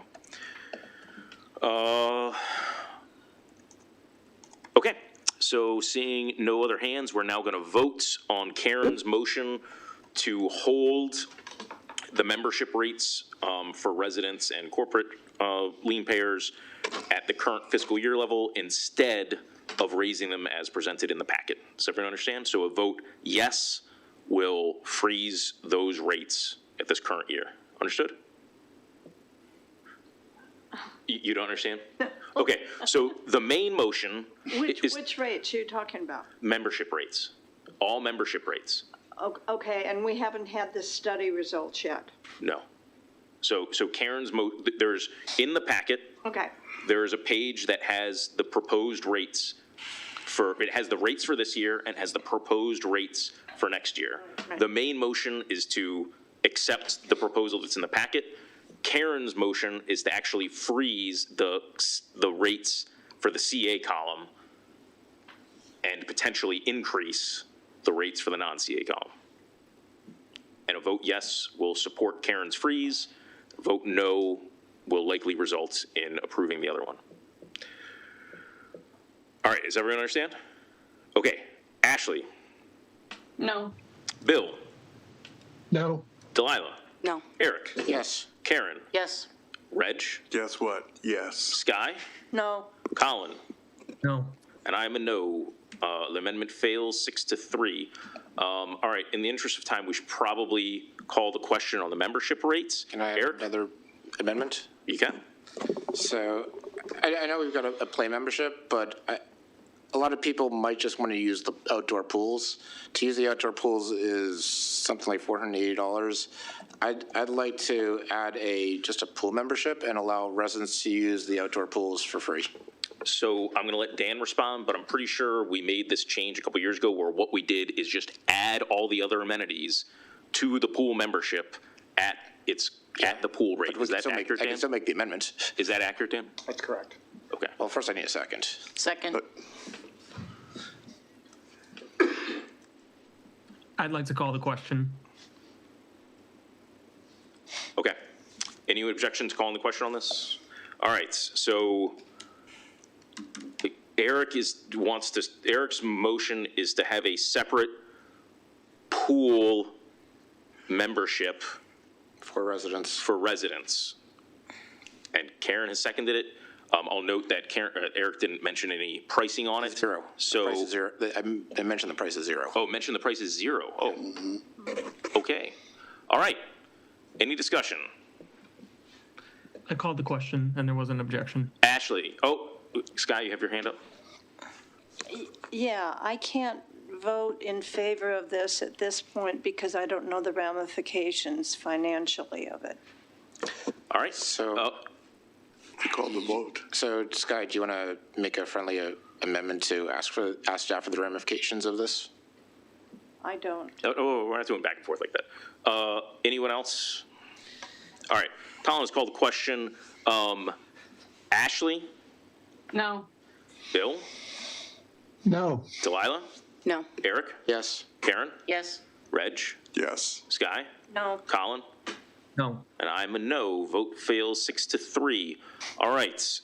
We're now going to call the question on the membership rate. So the motion is to set the membership rates as outlined in the packet. A vote yes will approve the rates that are presented in the packet. Ashley? Yes. Bill? Yes. Delilah? Yes. Eric? No. Karen? No. Reg? No. Sky? Yes. Colin? Yes. And I'm a yes. It carries 6-3. All right, so now we are on to new business. So we have the draft allocation of capital allocation. So Sean McCollum's going to give a brief presentation. We're just reversing the order a little bit. He's going to talk about the operating budget and then the capital, just because there's some changes to the capital this year.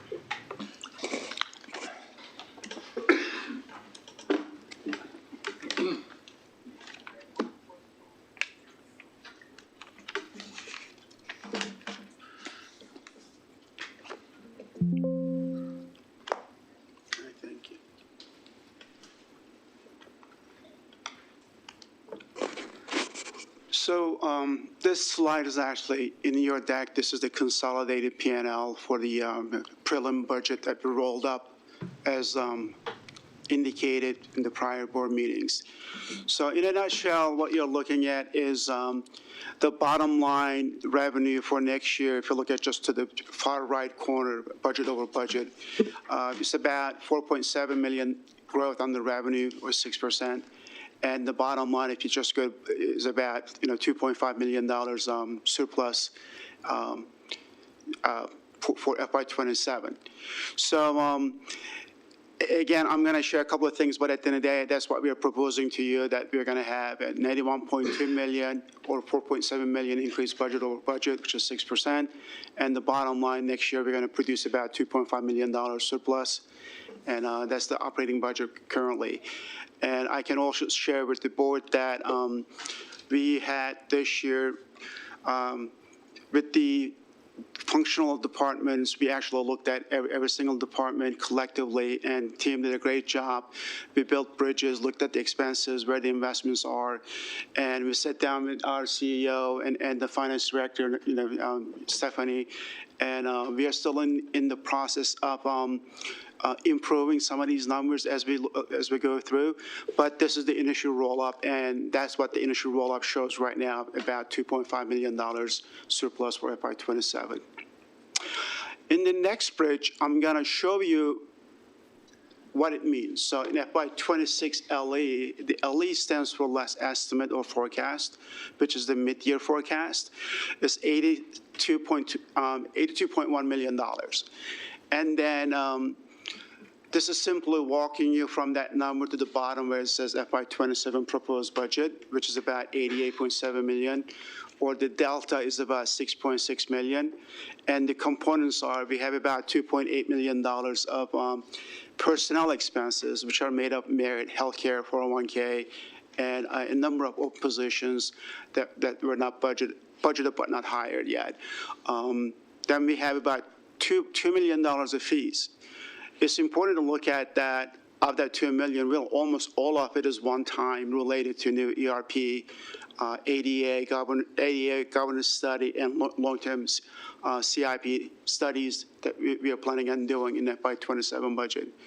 And the next one really is the community grants of $133,000 or 4%. And then the next big one is the credit cards. As the revenue goes up, so does the credit cards. And you also know that recently there was a lot of changes within the credit card agreements, which is not very consumer friendly. But and then we had some bad debt associated with that, and unfortunately, there's not much we can do around the credit cards. Not controllable. Technology supplies and expenses, about $309,000. A substantial portion of that, again, related to one-time ERP. This is the ERP license of the system. The top portion was implementation and consulting and choosing a vendor. And this is actually the software license we're using in the system. And then the other piece is the insurance and taxes. Some of you know that I shared with you that insurance overall went up by 10%. I mean, we are seeing that in the general liability, auto, cyber, everything's going up. So that piece is about $358,000. Obviously, depreciation. This may be the smallest increase in the last few years, but it's about $258,000. As we work on the CIP projects, finish them. This is all the money that we spent in the past, and these are being put into deployed. They're being deployed, and therefore the depreciation is coming back to the P&L. Repairs and maintenance, believe it or not, majority of this is actually from plants and trees. That's what it takes to maintain the community, as well as janitorial, building systems, and everything else. Remember, it's a 57-year-old institution, so we've got a lot of stuff aging. Utilities, it's mostly fuel, electricity, and when you talk about pools and facilities, and we're all residents, and we are seeing the impact of the inflation in our utility bills. And then the rest of the stuff was really just all other kind of get me to the $6.6 million. Right now, that's about 8.1% increase from our last estimate, or LE. But if you look at the bottom memo line item, of that 6.6, about 2.3 million is one-time expenses. So it's important to realize what is the recurring base business is running versus the gross expenses, if I can say that. So the organic growth, if I may use the term, is about 5% as opposed to 8.1% once you normalize it for the one-time. Any questions in terms of where the monies are going year over year on this bridge? Sean, just to clarify, is that your entire presentation? No, just the bridge. I'm not. Do you want me to run on? Yeah. Why don't you finish? Okay. So the next big thing is we're going to talk about the CIP. I think it's somewhat indicated to you that we're going to do something different a little bit this year. The current CIP methodology, the board approves the projects. I'm sorry. So this is now the second capital improvements? Yes. Okay, so we will pause there. Okay. I apologize.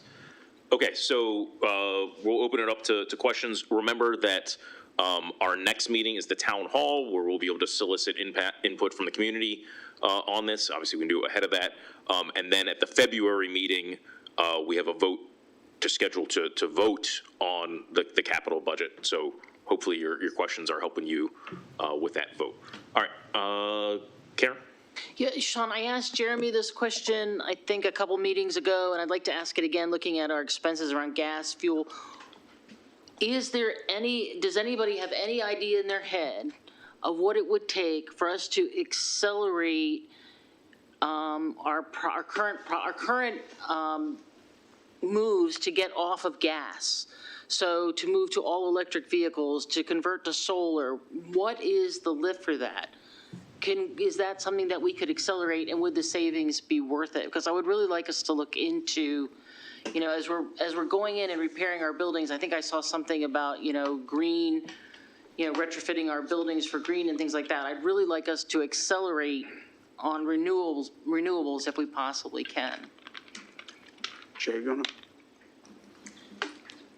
That's a great question, Karen. So, at the moment, we have a fairly robust renewables energy deployment program where we install 1 to 2 systems per year. On the fleet side, we actually have a study underway right now with an outside consultant around specifically looking at a strategic plan for electrifying our vehicle fleet. So we're very progressive on that right now as it stands in terms of both renewable deployment, both within our facilities as well as our vehicles. On the energy efficiency side, we've cut our energy use by 1/3 as an organization, so we've really cut back on how much energy we use significantly. We're sort of reaping the dividends of energy efficiency and energy conservation measures over the last decade.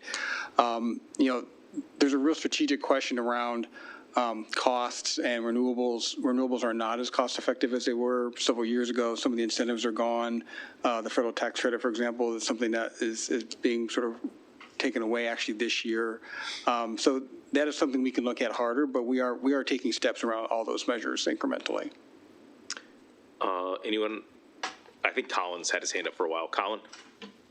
Yeah, thank you, Sean. And this is a really helpful scope. So thank you for having this. I guess I didn't realize this. Can we talk a little bit more about the credit card fees? Because the way that you were presenting this, and this, just make sure that I understand it. One, do members, so they pay their membership, whatever it is, and then if there are credit card fees, we eat those credit card fees. That's what I heard. Is that correct? Colin, make sure you ask all your questions. Oh, okay. So that's part one. But part two would be going off of that. Is there a difference if that's true? Is there a different rate if someone were to use just their bank account and they use like an ACH? Do we pay a different rate for that? Does that, I'm just trying to wonder, like, what is the kind of cost benefit of passing credit card fees onto members, if I'm understanding that correctly, versus encouraging people to set up ACH payments, which might be at a lower rate for everyone? Well, the answer to the first question, yes, we eat, and that's why you have the credit card expenses. And again, all as consumers, every time we go to bank, what you see more and more, the sign says a 3 to 5% convenience fee that's coming back and trying to force people to go back to cash. But yes, Colin, I mean, ultimately we are eating that and we are not passing that back into the consumers. And obviously that's a choice we could make, but that's going to add up to their expenses, right? So you have to gross it up as a pass through. But I mean, right now, as people use their credit cards, I really am not aware of a lot of ACH coming through. It's mostly credit cards, consumers, individuals like you and I, just, swiping their card when they call in. And obviously, when you include the bank fees, the interbank charges, everything else, it ranges from 2.5% to 3.5%. And God help you if you're using American Express, right? Because it's 7%. So, but it's a long-winded, but yes. What was the second part of the question? I'm sorry. You answered it all, and I think I can follow up with additional questions in the portal because I think I'll just leave it at that. So thank you. Oh, Dan, you want to go ahead? Yeah, I'll just add, Colin, it is something we look at all the time and trying to get people on credit cards to ACH. The challenge that we have is credit card points. It's really hard to convince people to give those up. And that's why a lot of people use them. Now, some of the recent changes may change that a little bit because they're being devalued a little bit. But then we also have to look at the Maryland state law. Every state's different, but Maryland, you can't charge more for using a credit card, but you can charge less for using cash. It's a weird scenario, so we would have to set a whole new set of rates to give a discount for using cash, which then a lot of the money we would save, we'd end up spending in labor to manage that because of the complications of our membership structure. Then we've looked at, do we incentivize the members to switch? But then what we save on a per member basis and what we'd have to give them to switch, we end up losing. So it's a challenging situation, but we're always looking at it and trying to figure out a way to, yes, move people back to ACH. Eric? So I'm just looking at the bottom line total expenses, and I'm very concerned about the escalation in expenses. Right here, we have a 8.1% variance budget over budget. But even going back 4 years, to the FY23 actuals, I see a total expense of $69 million, and now we're budgeting $88.7 million. So that's roughly a 28% increase over 4 years, or roughly 7% year over year for the last 4 years. And I don't believe that's sustainable long term. So the question I have is, how are we going to control our costs so that they don't spiral out of control? Because if we keep on tacking on 7% year over year after year, we're going to keep having to charge our residents more and more and more money to keep up with that. So I'm very concerned about the escalation in costs. And it's not just this year, it's become a pattern. Or not? Quick. I Quick answer. I can't answer it quickly. I can provide some insight to it. Okay, go ahead. So, yeah, the difference between the increases in revenues and the increases in expenses is not lined up. Sean and I have talked about this. This budget we're doing, he's talked about have a different method of doing the operation budget this year, where we're looking more closely at the budget line items. That's why you're seeing this bridge that we've had bridge meetings with all the departments. So our goal is in the next 5 years to bring that more in line to match the revenue increases with expenses. Now, will they ever be perfect? Probably not, but we are working on getting them a lot closer. So that's. Okay. Anyone else with questions on the operating budget? Okay. May I add one more? Yes, Chair? please. So I just want to add to let you know that we are still in the process of refining these numbers. So by the time we get to the first draft, we're hoping that the number will be a little bit smaller than what you're seeing right now. Okay, so I think we're going to move on to the next item on the agenda, which is the capital budget. So we actually switched A and B. So take us back to 30. Okay. Go ahead.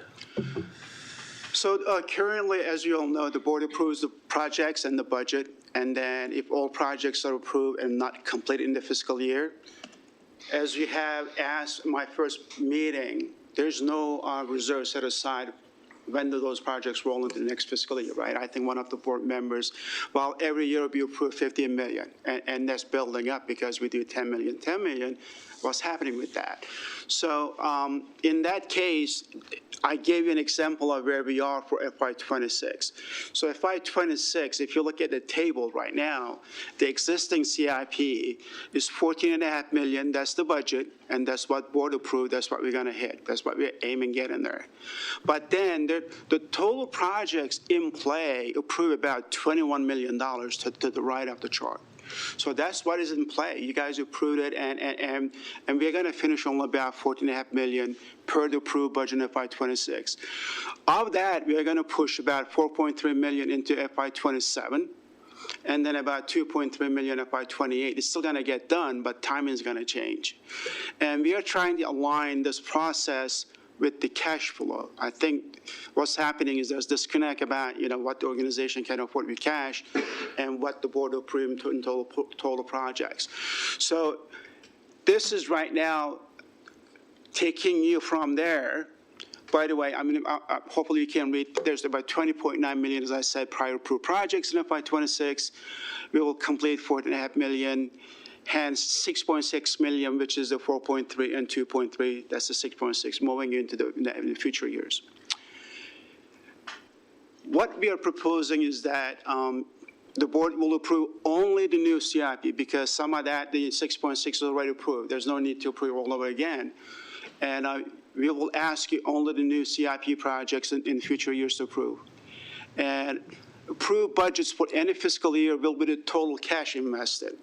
So if you see in the board, you come back 15 million, please understand that's a cash number as management interprets. So we're going to spend 15 million, and we're going to get as close as we can, and we'll try not to exceed, obviously, without the board approval, going above that. If the actual CIP is less than what is approved, the difference will be added to a short-term CIP reserves. We talked about some of these concepts with you before, if you recall, on the balance sheet. Again, that assumes that we are in a favorable cash position. So if you have the cash, we'll certainly, just like the emergency reserve, we'll put that money in, which I'm going to illustrate in a second, next slide. We're going to put it on the balance sheet. And conversely, if the actual exceeds the budget, because we did so those projects from prior year in the next fiscal year, we'll take the funds out of that reserve and supplement the operating budget for next fiscal year, i.e., in 27, our budget is 15 million. If we do 13 million actuals, there's 2 million that we didn't use. Assuming we have a cash position favorable, I'm going to take that 2 million and put it right in the blue called short-term capital reserves. It's going to sit there. And then if you look at FY 28 year 2, it's 17 million, 16. And I have another million favorability. That now gets it $3 million. By the time I get to 29, 30, so on and so forth, as you can see, we're taking all those funds and move it on the balance sheet as reserves. And as we use them, we'll take it out of from there. So that's a way to make sure that any funds that didn't get done are funded and it's on the balance sheet.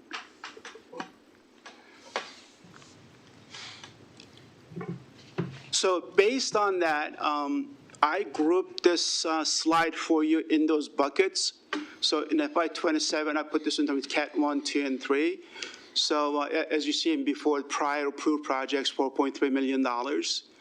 And then 27 new dollars we're asking for approvals about $10.7 million. And total is $15 million bucks. That was the prior example, 15 million minus 13, what have you.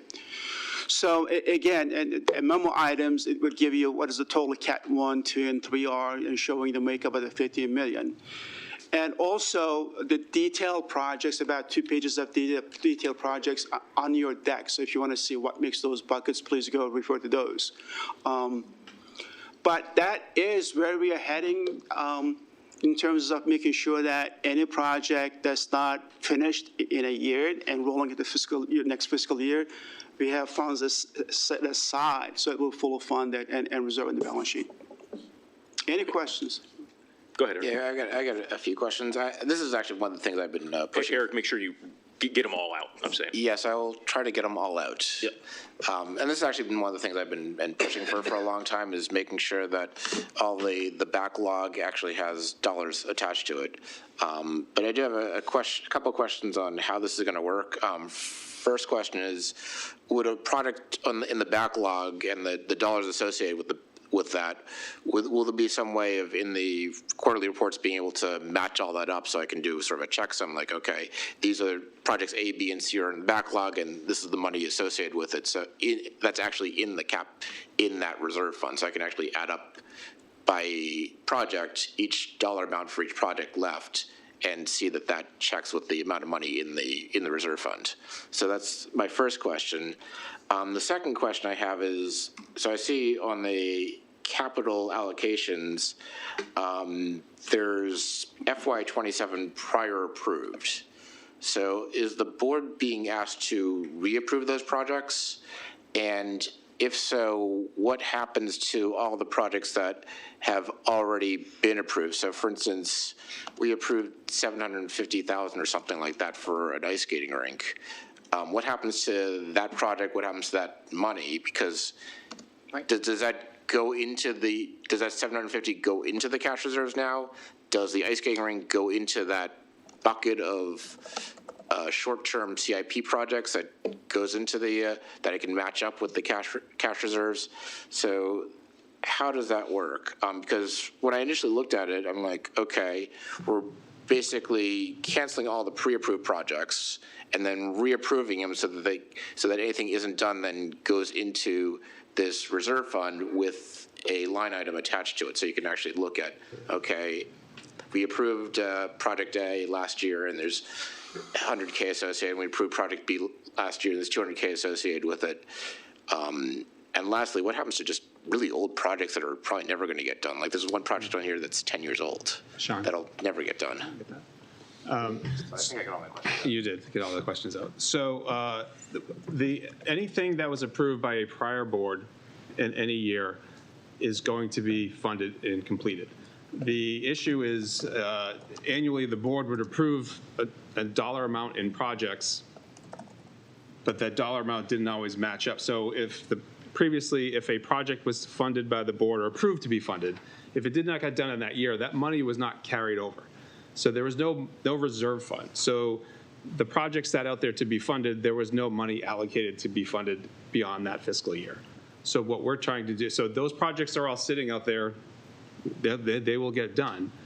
But, you know, to Sean's point in his slide, because there's a backlog, and this goes back to, you know, as CA has grown, and to your point, Eric, the budget has grown quite a bit, the projects get bigger. So to complete some of these projects in a year gets to be very difficult because they're bigger projects, there's backlogs, there's COVID, there's a lot of things going on. So there was no mechanism to make sure that these projects were funded, they were just approved.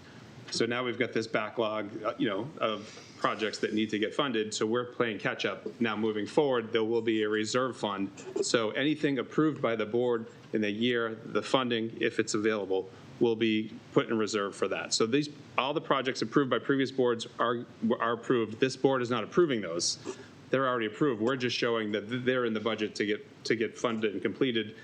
This board this year is only going to vote for $10.7 million in new capital. So I think you answered two of Eric's questions, but the other question he asked is, can you please delineate when we're seeing the financial statements? The CIP reserve fund will be for each project. So if there's $500,000 allocated for a project and it only gets 300 done, there'll be a $200,000 balance in the reserve fund for that particular project in a line item. So hold on, Eric. We're going to let other people jump in. We're going to let other people jump in. Does anyone else have? May Go I ahead, answer Sean. the question Yeah. completely? So as part of our due diligence, when we do a year-end balance sheet, there has to be supporting schedules. So behind that short-term reserve account, I have to itemize every single project that make up that number. So yes, we'll have to track it. So there's good and bad because now as I start spending money in the following year, I gotta make sure I have another account that I have to continually reconcile, see how much of that I spent. But yes, there will be an itemized listing making up that number. Karen? Yeah, I think I understand what you guys are trying to do, and hopefully I'm not just repeating, hopefully my questions aren't just repeating what Eric just asked you, but thanks for those explanations because those were really helpful. So when it comes to the carryover projects, this is my sticking point, and I think it was probably Eric's sticking point, is that it has to get approved in the new budget, or you're saying, no, there's a reserve fund and it's never even going to come up for the board, because I'm trying to understand the stability around the capital improvement plan project budget. Is that going to fluctuate? Is there going to be extreme fluctuations from year to year, or are we looking at a stable amount? And I think you probably referenced this, Sean, when you started to talk about this stuff, is that I know in some companies they'll say, okay, and I'll just shoot out a number there, there's $50 million. And that $50 million for this year is for any carryover projects that you're working on, as well as any new projects. So say you had a $4 million project this year, you spent $2 million, you still need an additional $2 million. So you would present your budget and say, I've got 5 carryovers and 15 new projects, and here's where they are. And that's what you're going to approve in the budget, is because you're saying that money wasn't there, and you would expect that it would come up again for a vote to say, yeah, we're going to approve the project's budgets for what's been presented, and that includes carryovers to complete projects we've already started, as well as money to fund new projects that may take only a year or multiple years. Is that, am I on? No, I think you're exactly spot on. So at the beginning, we'll have that, right? So once we catch up with the reserves, we have, so right now, the working process is 21 million. Once that 21 million is finished, what in 2018, I will be only asking for new money going forward. So with 2018 and forward, I will be coming to the board with just whatever the new projects are, 15 million. If going forward that 50 million becomes 13 million, I get 2 million, I'm still going to ask you the following, only 15 million, knowing that that 2 million was already approved and okay by the board because of this policy. Okay. So will every year come back to you and say, okay, 15 million, 17 million, only new projects, knowing that once you guys approve, I have the reserves, that I can pull that money every time a project comes up. I don't have to come to board for like 20 times because I'm pulling from the list. So by definition, you approving this methodology will get you to approve the new project, and then anything that's in the reserves by default is already approved. We'll spend it and report to you what was the new money versus what comes out of that reserve. But yeah, exactly that. Anyone else before? All right, go ahead, Eric. So, two things. One, I would like to see a policy that the board can vote on that basically puts this out so that we can keep following this process year after year after year. So I'd like to see a draft policy that we can approve. The second thing is, could you walk me through, so on here, for prior FY27 approved, I don't see, for example, the ice rink at, I think we allocated 750 total over the last several years. So could you walk me through how that project is accounted for? Because it's not in this budget. It's still on the quarterly financials. So does it disappear? Do we need to approve it again in 2-3 years when we actually go to build it? Does it just sort of hang out there and you just, how is that money? Because there's no reserve fund now. There's no 750,000 associated with that ice rink in a bank account now. How does that get handled? How do we deal with that? And would it be easier just to have a clean slate? No, Jeremy, jump in if I say it. Well, I can answer that. So just like with these backlog of projects, the board approved the $750,000. So that money will be funded for the rink when it comes up. Now, the board had funded the rink in anticipation of the improvements being made, but not knowing when. So when the improvements have to be made at the rink, just like this, whatever the capital allocation is for that year, if it's 15 million and we need the 750 is due, then the capital allocation for that fiscal year is going to be the 15 million less the 750. You follow that? So the money's been allocated by the board. When the time comes to disperse it for the rink improvements, we will make that money available, and it will come out of that year's fiscal capital. Hold on, Eric. I am going to let you follow up on that, but I want to make sure. Bill, go ahead. Yeah, I just want to make sure I understand how we wrap things up at the end of each fiscal year. If we have a capital project and it's been, 60% completed, 70% completed, and then we need to access reserve fund money to finish it in the next FY, is that reserve fund money still attributed to the original fiscal year, or is it that fiscal year just settled up and that reserve fund money continues into the new fiscal year for project completion? I just want to make sure I got that straight. That's correct. Bill, it's got to roll into the following year to finish that project and then finish from prior year from the reserves. Right, but is that would that be, if it was this year, would it be FY26 money to complete the project or FY27 to complete the project? So as I explained to Karen, the FY27 is going to be a mixed year because you got both of those projects until that backlog is caught up. You will have a mixed plan, but technically, as we move forward, if you have nothing in the backlog, it will all new money. Okay. Your total number is 50 million new, but if you end up spending 2 million because you didn't finish from year, well, that's going to come from the reserves. But we're going to come back to you as 50 million, and we're going to continue to keep track, right? And because every year you get 50 million doesn't mean you're going to finish 50 million. You might end up doing 12, then the reserves going to constantly go up and up depending on the timing of the projects. So I don't ever see us having, honestly, a clean year at all. There's always projects going to roll forward, and the way we are mapped out right now, prior approved and the new projects, what is essential that I really want the board to be with me is the total cash that we can put out per year. So I just want to make sure, I just want to make sure the board's thinking it's not what you approve, it is what we can afford to pay. And there has to be a connectivity, linear thinking. I got $15 million, even though you might have $50 million approved. Guess what? It's not going to happen until we can afford to do that. So I just want to make sure it's clear. That's why we are trying to align cash with the approved projects so that we don't find ourselves in the situation with $20 million in the bag and we've got a budget of $14.5 million. So Eric, I'm going to let you have a third turn because this is complicated and it's a new thing. But if this doesn't get the clarity you're looking for after this is a dense subject. But please follow up with staff afterwards. Go ahead. Yeah. So to clarify, so in the budget, you'd be asking for. Now I'm confused because this budget calls for $10 million in new funding and then $4 million in existing funding, roughly.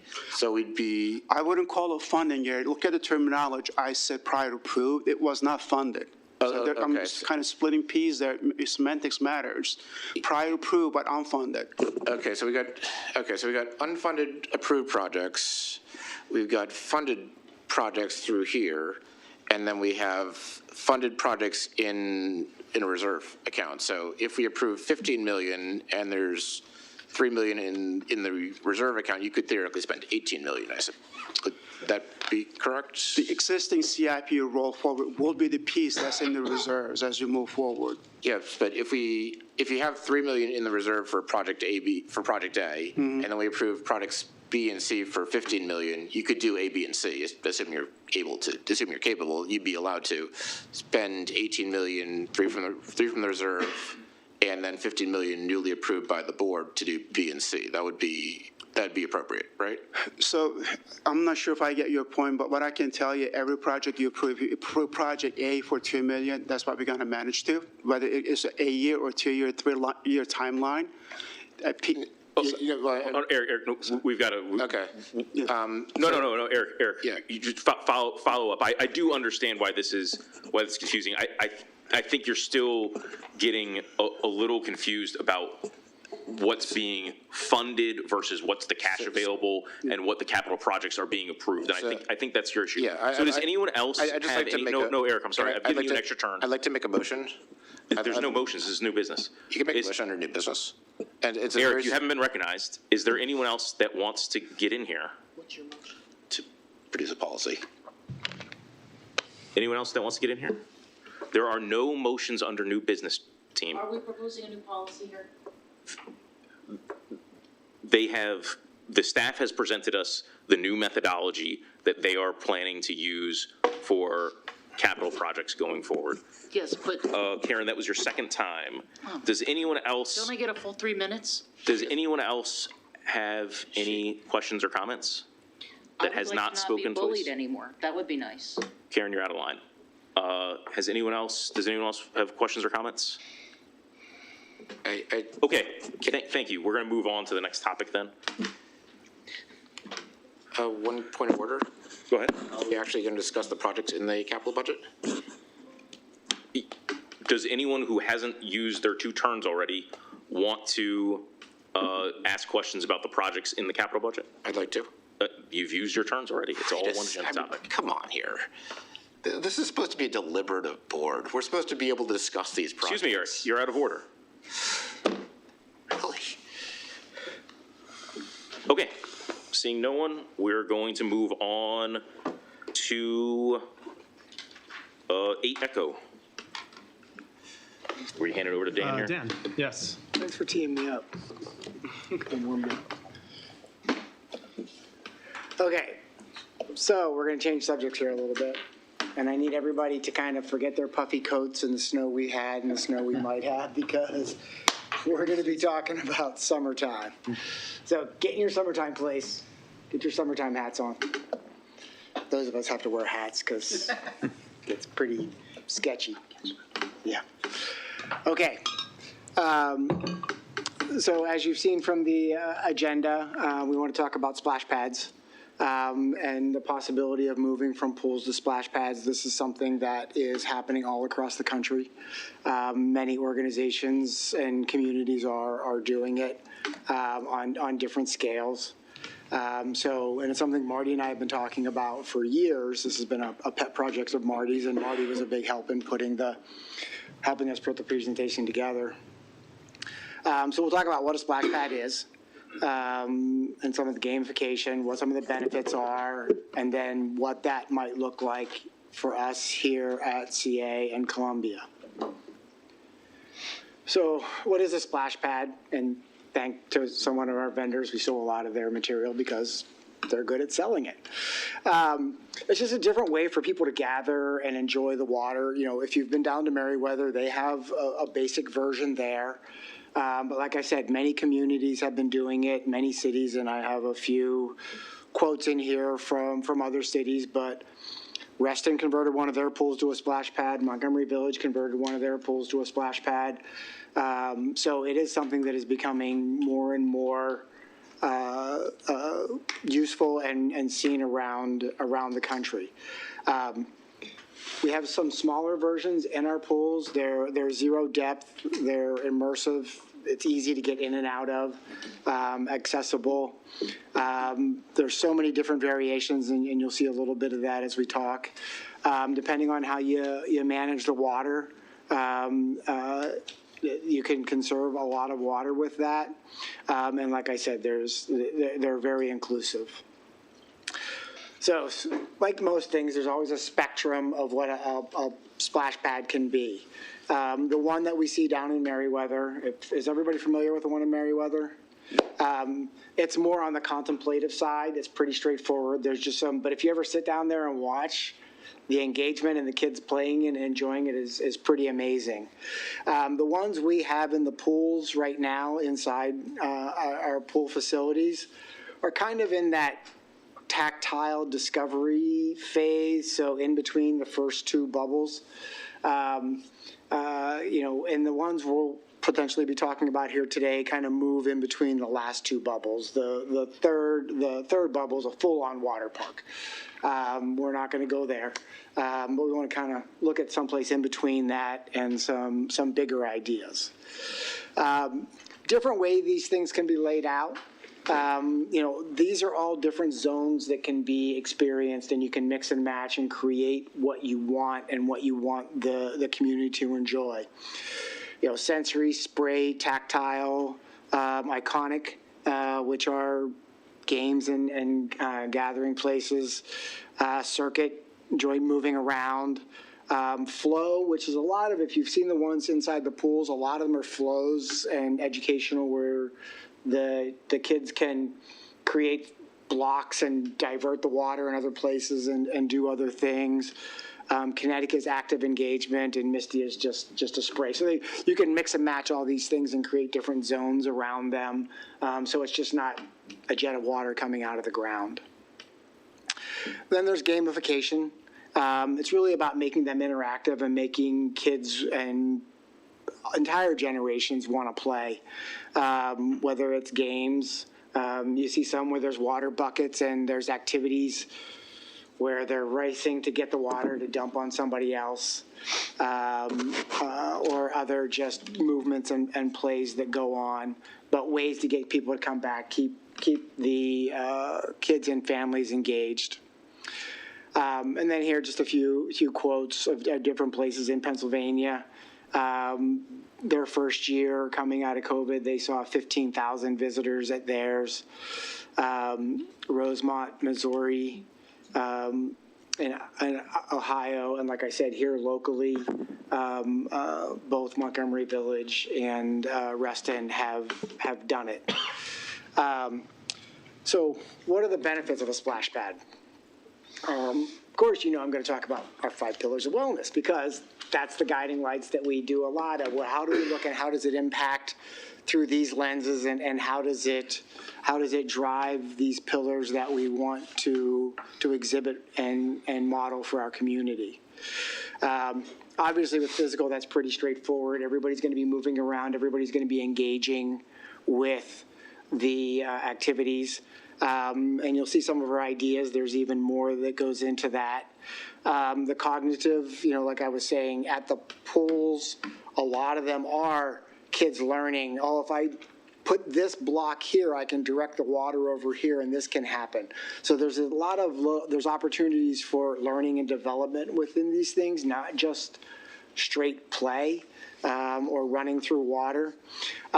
Social, these whole things are really designed to get people together, have multiple families engaging and enjoying and hopefully participating, but at least engaging with each other while they're there. They're very accessible, so they're very inclusive overall, but it also makes it very easy for, grandma and grandpa to get in and play with the kids where they may not want to get into the pool. So there's ways for the generations to come together and enjoy these splash pads and enjoying the summer together as a group. More physical activity, stress management. We know the joy and happy really helps with that. The sensory experiences really help. Social connection, and a lot of these and a lot of our thoughts are around the social connection and really creating community around these. And just, play. We talk about play all the time. We don't have enough fun anymore. People need to have more fun, and creating these and creating them to be accessible. And the real benefit is that we talk about accessibility. We have our pool season, Memorial Day through Labor Day. I'm going backwards there. These are open. We can open these as soon as the frost ends, and they can stay open until we think there's frost coming.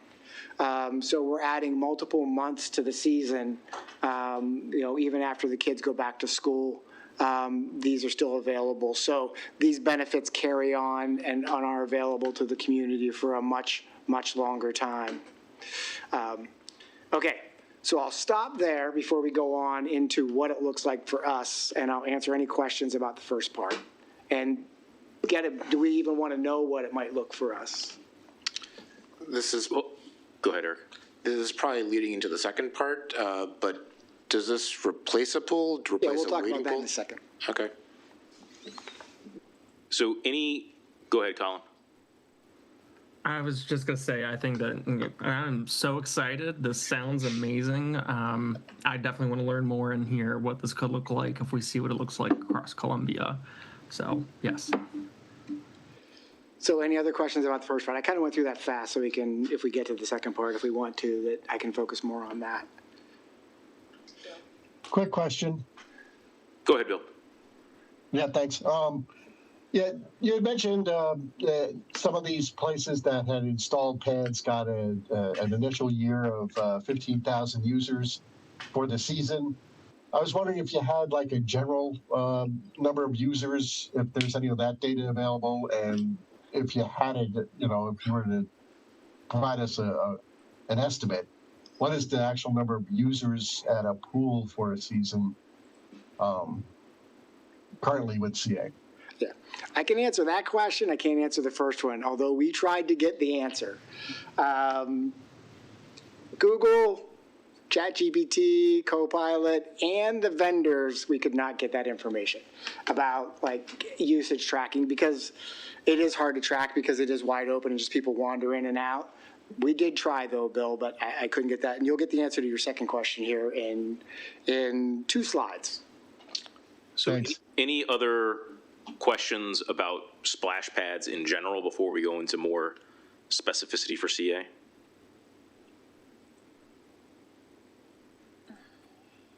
Okay, so to answer Eric's question, the answer is yes. We don't have any greenfield space to build new things, particularly of this magnitude. The only thing we could really, if we tried to shoehorn something in, it would be something like Merriweather, where there's no parking required. It would be shoehorned into small space. Not what we're talking about. So for us to really live a vision like this, it would mean replacing one of our existing pools. So with that, we looked at 3 different models of splash pads. A community hub, which is kind of so what I asked them to do when they looked at this is kind of a good, better, best.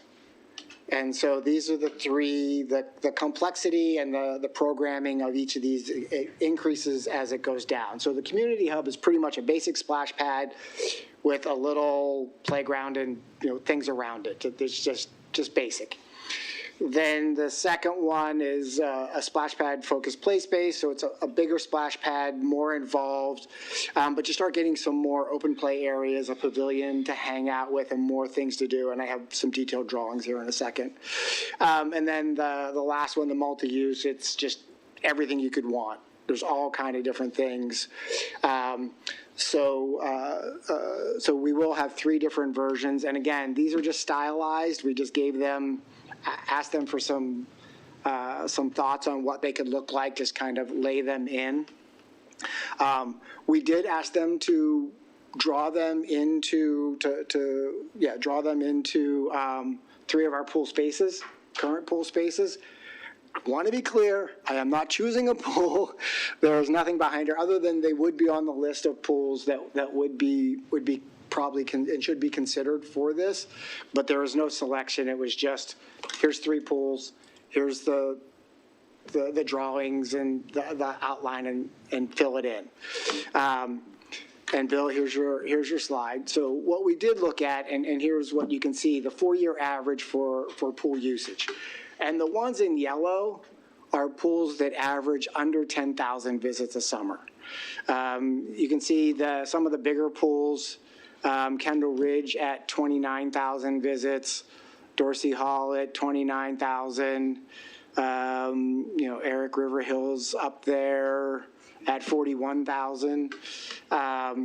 So and the rest a lot are in 20,000s.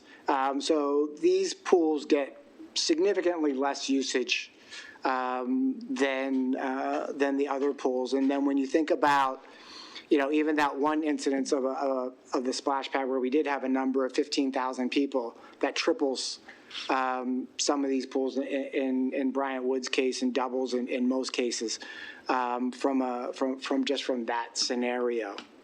So what we asked them, what they did for us is they looked at 3 pools.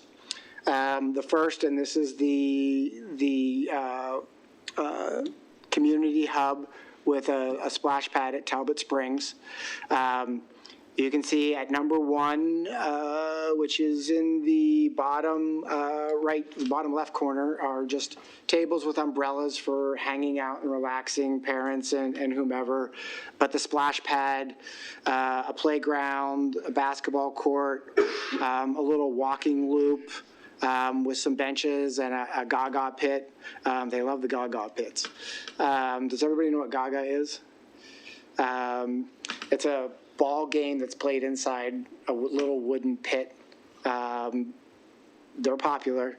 And the Lothorian who did this for us seemed to really like it and putting them in.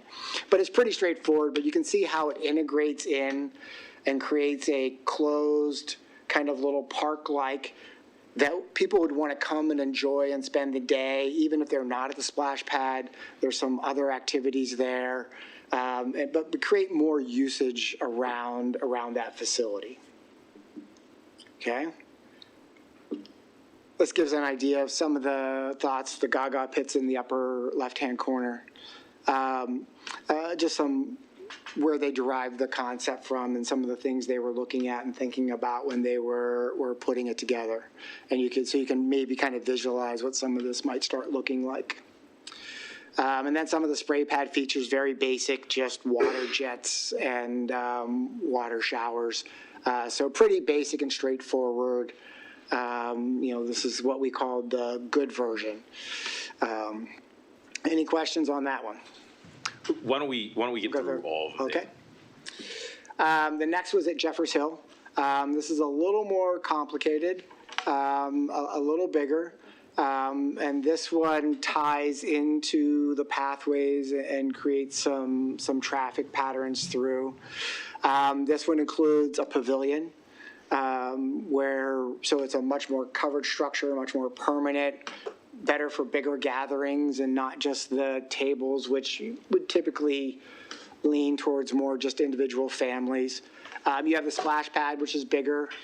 There's an existing playground there that would be integrated into the whole concept, or is integrated. Again, we haven't designed, these are just renderings. The Gaga pit, which again, they love. Adding some pollinator gardens, some benches, bike racks, to make it easier to get in and out.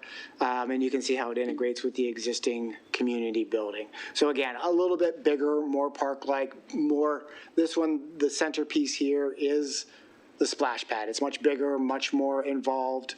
Some of the concepts that they use to develop this version, this rendering, you can see the pictures. And then again, a little more involved and artistic splash pad features that are available and laid out, and you can see how they're laid out in the circle drawing on the left. And then moving to the last one at Bryant Woods, this is the full-on experience. And really, I was a big advocate of barbecue areas. I think it would be great to have a place where people can come and just hang out and have family barbecues or neighborhood barbecues within that. But this adds much bigger and much more artistic sail shade pavilions, which are like what we have at the pools now, those type of shades. Again, a very large splash pad that is somewhat covered. This one shows a ropes playground, another variation of a playground, the barbecue area, walking paths with garden, benches, bike racks, and again, you can see how it fits into the existing community building. Again, some of the inspirations, so you can visualize some of what they're talking about, particularly the sail shades and the walking paths and the gardens. And again, much bigger, much more complicated and interactive potential for the water features. So we'll stop there before we get into the pricing, potential pricing. Okay. Any questions on the kind of potential designs? Karen? Yeah, I'm really concerned here. The splash pads seem fabulous. I'm not anti-splash pad. But I am a little frustrated that we're talking about replacing, when we just had a whole conversation about the fact that people can't afford to go to the pools. And instead of looking at ways to make those more affordable, what we're saying is we're going to close your pool, we're going to give you the splash pad. And I really want kids to know how to swim. I want the kids that live in Talbot Springs to be able to go to the pool and learn how to swim. I want the kids in Jeffers Hill and Bryant Woods to be able to do the same thing. Swimming is a lifelong skill, and it's really critical that people know how to do it. And this closing of pools, a splash pad, fantastic, but closing a pool to do it, I do not like that at all, especially when we haven't even made the pools. We don't even know how people feel about the pools. Do they want to go to the pool or not? We're talking about closing pools. This whole presentation, Dan, you've done a great job on the presentation. The splash pads look fantastic. I just find this whole conversation frustrating when we should be talking about making our pools more affordable. You want to add a splash pad in Columbia? I think that's fantastic, but I don't think we should be closing a pool to do it. Okay, Karen, I didn't want to cut you off, but I would like the rest of the questions right now focused on the designs of these splash pads that were just presented and not on the merits of the overall idea. We will get there, all right? We need a motion. Does anyone object to adding 10 minutes? Yes. Okay, can I get a motion to add 10 minutes? Friendly amendment to make it 30. Okay. I mean, so we don't have to keep. I didn't make a motion. Eric has motioned to add 30 minutes to the agenda? Just so we don't have to make this over and over and over again. I understand. Eric has made a motion. Go ahead. I'm sorry, did someone second? That was Bill. All right. Ashley. Are we voting on? Adding 30 minutes to this discussion. Okay, yes. Bill. Yes. Delilah. Yeah. Eric. Yes. Karen. No. Reg. No. Sky, No. Colin, Yes. and I'm a yes. Passes 6-3. Okay. Again, any follow-up questions on the designs, not the whole merits of anything else? This is a question about the design, Eric. I think the designs are relevant. I think, and there's lots of designs, just like we have players, we've got lots of designs for players. I think this is way too down in the future to even talk about designs. Okay, nope. Wait a second, I've got 3 minutes. Eric, we're going to get to this conversation in a bit. Does anyone have questions about the design? I do. Go ahead, Ashley. Yeah. So I want to say I love the idea of a splash pad. My biggest concern is design focused. It's around the sanitation of it. I know how busy Colorburst Park splash pad is. I also watch lots of children with, they're wearing their regular diapers, and there's just the concern of certain issues that splash pads are more prevalent with. So in designing a new splash pad, I realized there's an opportunity to have various sanitation measures in place, and I was curious if that has been incorporated into the design considerations. Yes, there are two typical ways to provide the water for splash pads. One is recirculating the water, so you have a water tank where you're recirculating, and that is where you experience a lot of the problems you're concerned about. So if we were to ever move forward with a splash pad, we would recommend tying into the water line and having fresh water, and then managing it that way, because there is a big risk of infection from recirculating the water. Thank you. Okay, again, Bill, I see you have your hand up. You have a question about the designs?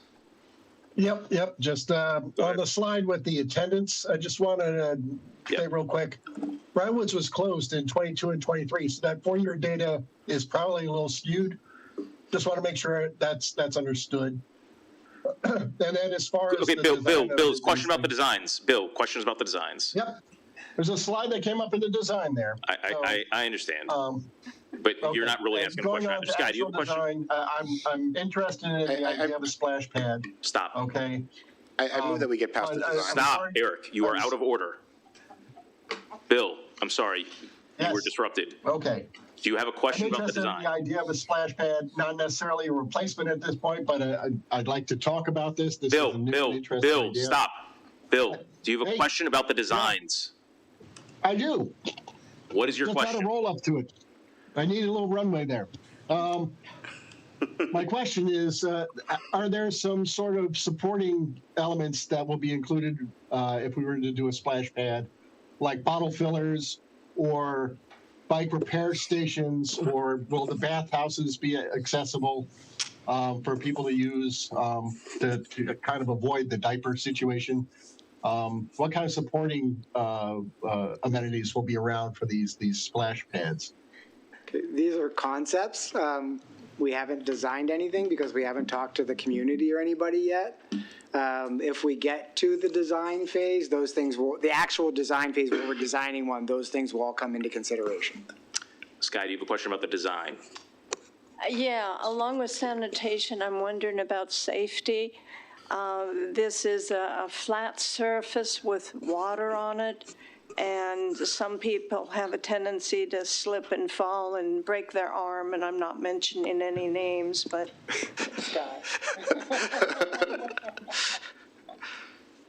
I mean, the splash pads are designed, we have them in our pools now, and they're, like I said, there's one in Colorburst Park, and they're being installed all over the country. They're as safe as really anything. They're safer than our ice rink and our roller rink. I'll tell you that.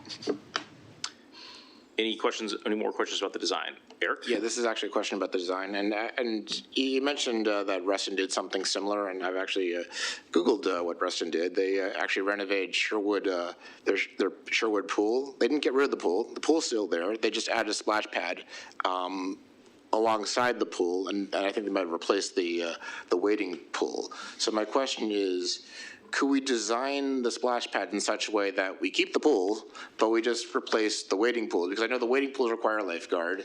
The wading pools may not have a lot of the wading pools may not have the attention that a splash pad would have, but design it in such a way that we keep the pool, but just replace some of the wading pools with a splash pad that would fit in that space.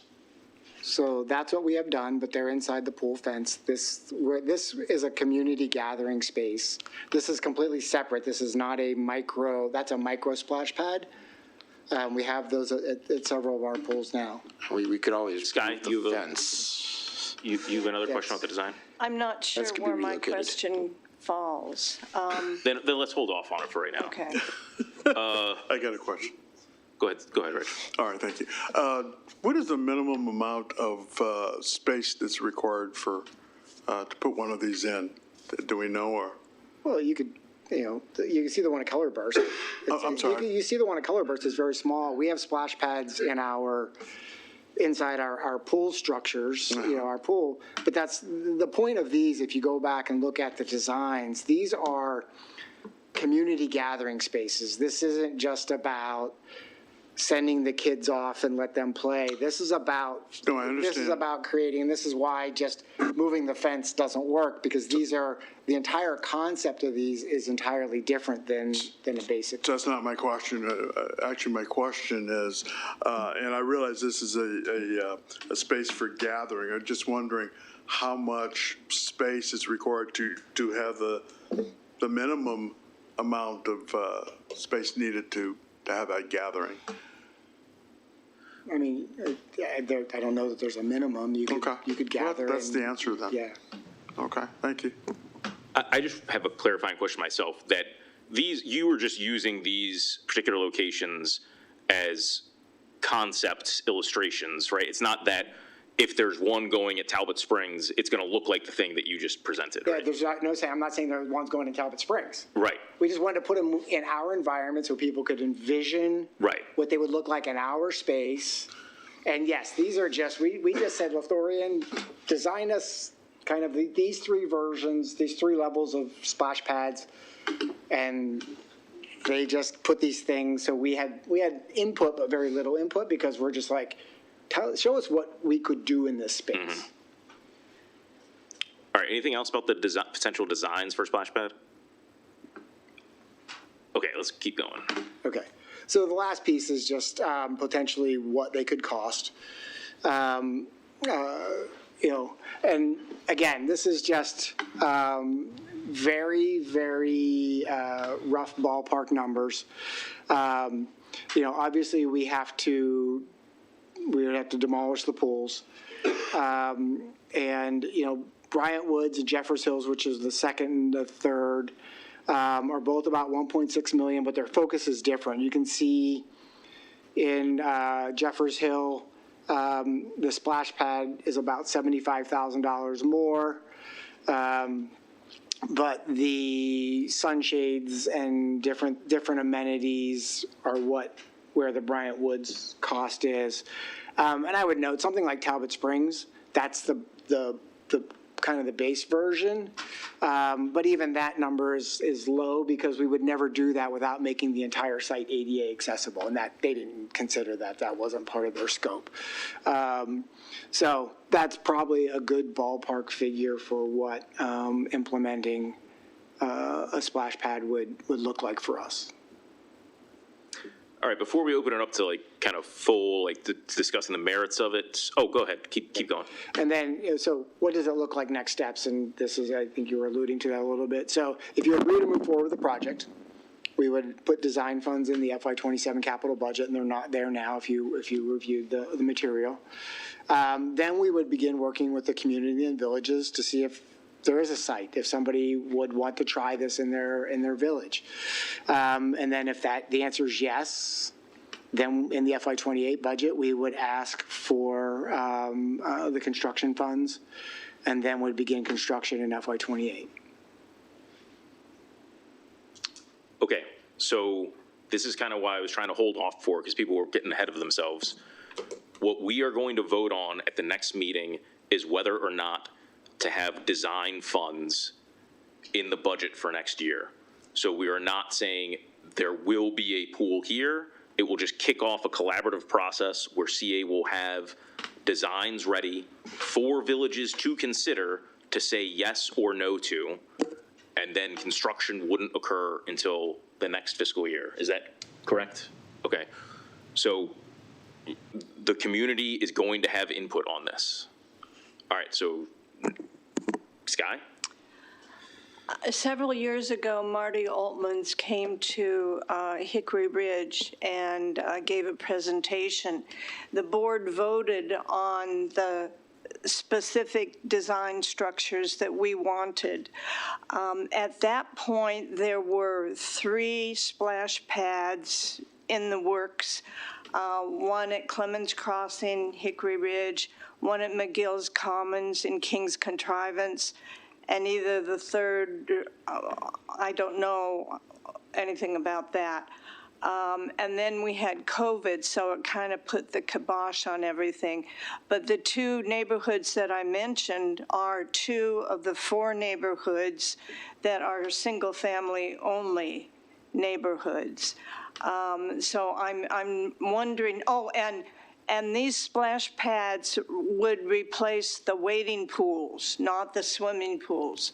So I'm wondering, I've heard that the money is still floating around somewhere, and I was wondering if you had an update on that, or is that just whatever? Yeah, there were several projects put on hold during COVID, and then as we were moving forward and looking at all of these projects and catching up, and now we're starting to get to where we are now, where we can be a little more forward-thinking with the projects. We really began thinking about, and I know, I understand exactly what you were saying, and it's not an and or, it's not an or. It's not we do a splash pad and we don't continue to look at affordability and accessibility. This is adding to accessibility, where we can do this and create these environments where these things are available to the entire community, because we continue to want to add value for annual charge. While we're doing the membership rate study, we're doing we're doing other things to look at affordability and accessibility. And even if we did one of these, we still have 22 pools. So it doesn't doing this doesn't eliminate another, but when we looked at these things, and investing in an individual pool that is behind a membership that does limit accessibility to some point, this creates more accessibility to features for the community. So we just kind of reprioritized a little bit, so we could continue to strive forward for the accessibility piece. Karen? Before we move forward on anything with this, I would really like us to talk to the community. I think talking to the community after we agree to move forward with the project is a little too late. Then it sounds like the board is saying, yes, we want to pick a site, we want to close a pool and replace it with a splash pad. Before we do any of that, I would like to know what the community thinks. Does the community want the board to move forward and start closing pools so that we can replace them with splash pads? Without community input, I don't think it's fair for the board to vote to move forward with this. So what can we do to get a survey together to see, get as much feedback as we possibly can from the residents of Columbia on how they feel about this? Because I think, as you already know, I disagree wholeheartedly with closing any pools when we haven't even made them, we haven't even talked about affordability of the pools in general. And to have Talbot Springs on this list, I think, that just does such a disservice to the residents of that neighborhood. Eric? So I'm looking at the cost of these splash pads that are ranging from $1.1 to $1.6 million. And I just Googled Shadowwood Pool in Ruston, and the renovation, including the splash pad, including upgrading their pool, including upgrading their bathhouse, came to $900K. So why is this splash pad, which gets rid of a pool, so much more expensive? And why are we taking the more expensive route? Would it be cheaper just to replace the wading pool with a splash pad so we can keep our pools? Would that actually be the less expensive option? If we're going to get rid of a pool, before we even put design funds into anything, we we should have the affected village approve it. We should not be voting to get rid of a pool in a village without that village board's approval, because what we're doing is we're taking away an amenity from a neighborhood. And we're taking away an amenity from people that are paying to use those pools. They're paying to be able to walk down the street to use those pools, and if we take it away, they're no longer able to walk to their neighborhood pool. Columbia is built around the concept of neighborhood pools, and this idea flies in the face of it. I don't want to see our pools disappear. I would like to see them upgraded. If we can replace some wading pools with splash pads, it might actually be cheaper. Shadowwood, they did something similar where they replaced a wading pool with a splash pad or added a splash pad, upgraded their pool, upgraded a bathhouse for $900K. And I don't see why we're spending twice that much to delete a pool from our community.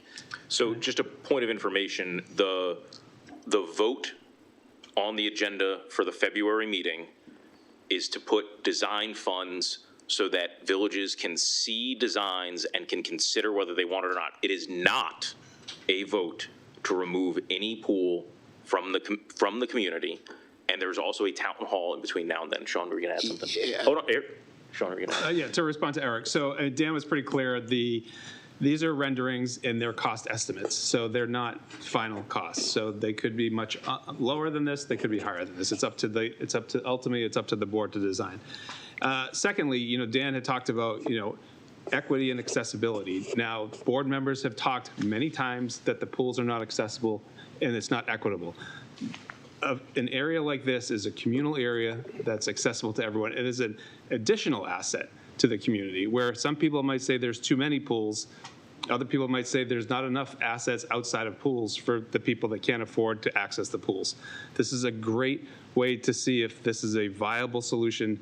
There's 23 outdoor pools. The goal is not to eliminate the outdoor pools.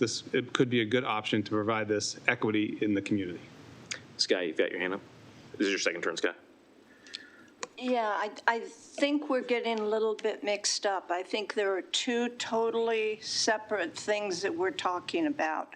A splash pad in lieu of a pool and a splash pad in a wading pool without replacing the pool. And yet, when it replaces, I don't mean to say replace, but when it replaces the pool, it's not only the splash pad, it's everything else that Dan mentioned, 8 different amenities, and it's open to the public. When it's replacing the wading pool, it's behind the fence, and you have to be a member or pay or get your 4 free trips a year. So I think we have to be certain that one is open and the other is semi-open or whatever. And we have to be sure that we know what we're talking about, because they can be very different. Anyone else want to jump in? Delilah? I'm very excited about this. My kids will be too. I think it's great that we're going to engage more of the community. Anybody can walk up there and enjoy it and cool down in the summertime. I think have you seen Millard Cooper Park? Mm-mm. Very similar idea, and I drive like half an hour to take my kids there in the summertime. It is right in Carroll County, and it's the same idea. It's a huge splash pad. The playground's right next to it, and the way that it builds a community and the people you talk to, this is a vision that I think would be great to have in Columbia. I do think it will be important when we're making the decision about what pool will be replaced. Not only the attendance rate at that pool will be important, but how far is the closest pool? Because if it's a village that has only 1 or 2 and they're really far apart, we might not consider closing one of those. But if it's a very pool dense area, I think that might be a better choice. Do you want to go again, Eric? Go ahead. Yeah, well, at least relieved that River Hill is not being considered as one of the pools to be replaced. I know there's some concerns. But that being said, I don't see that this is promoting equity in any way.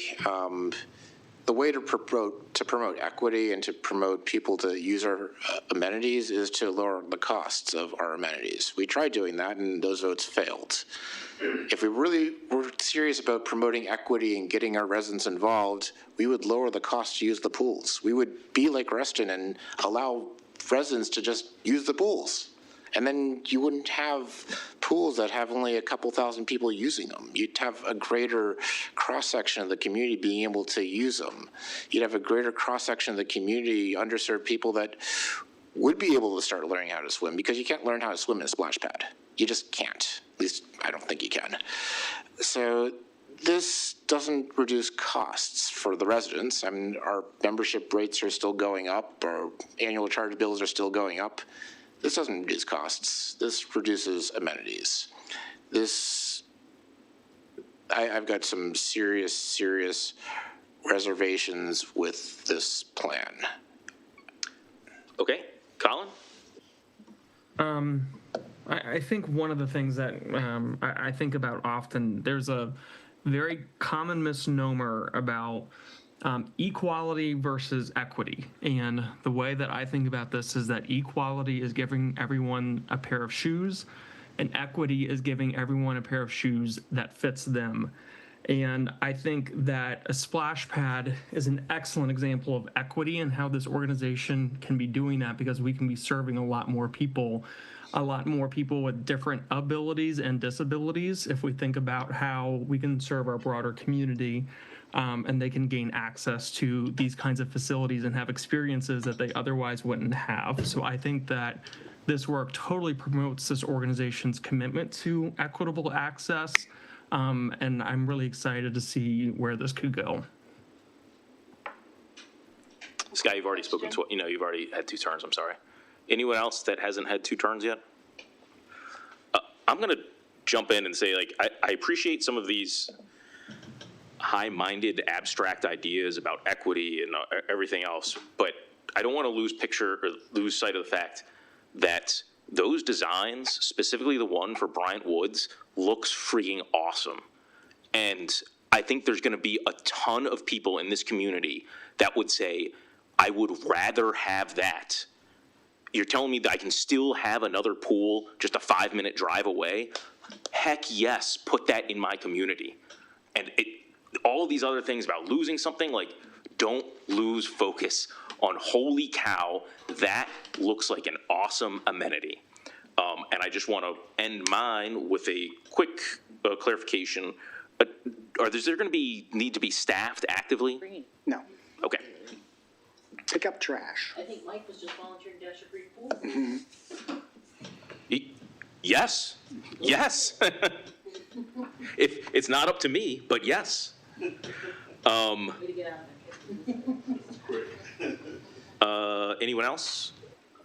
Ms. Sky, you've already had your 2 turns. Anyone else? I have a safety question. Okay, so we're going to move on to the financials. Thank you, Dan. Thank you. Sean? Actually, go for it.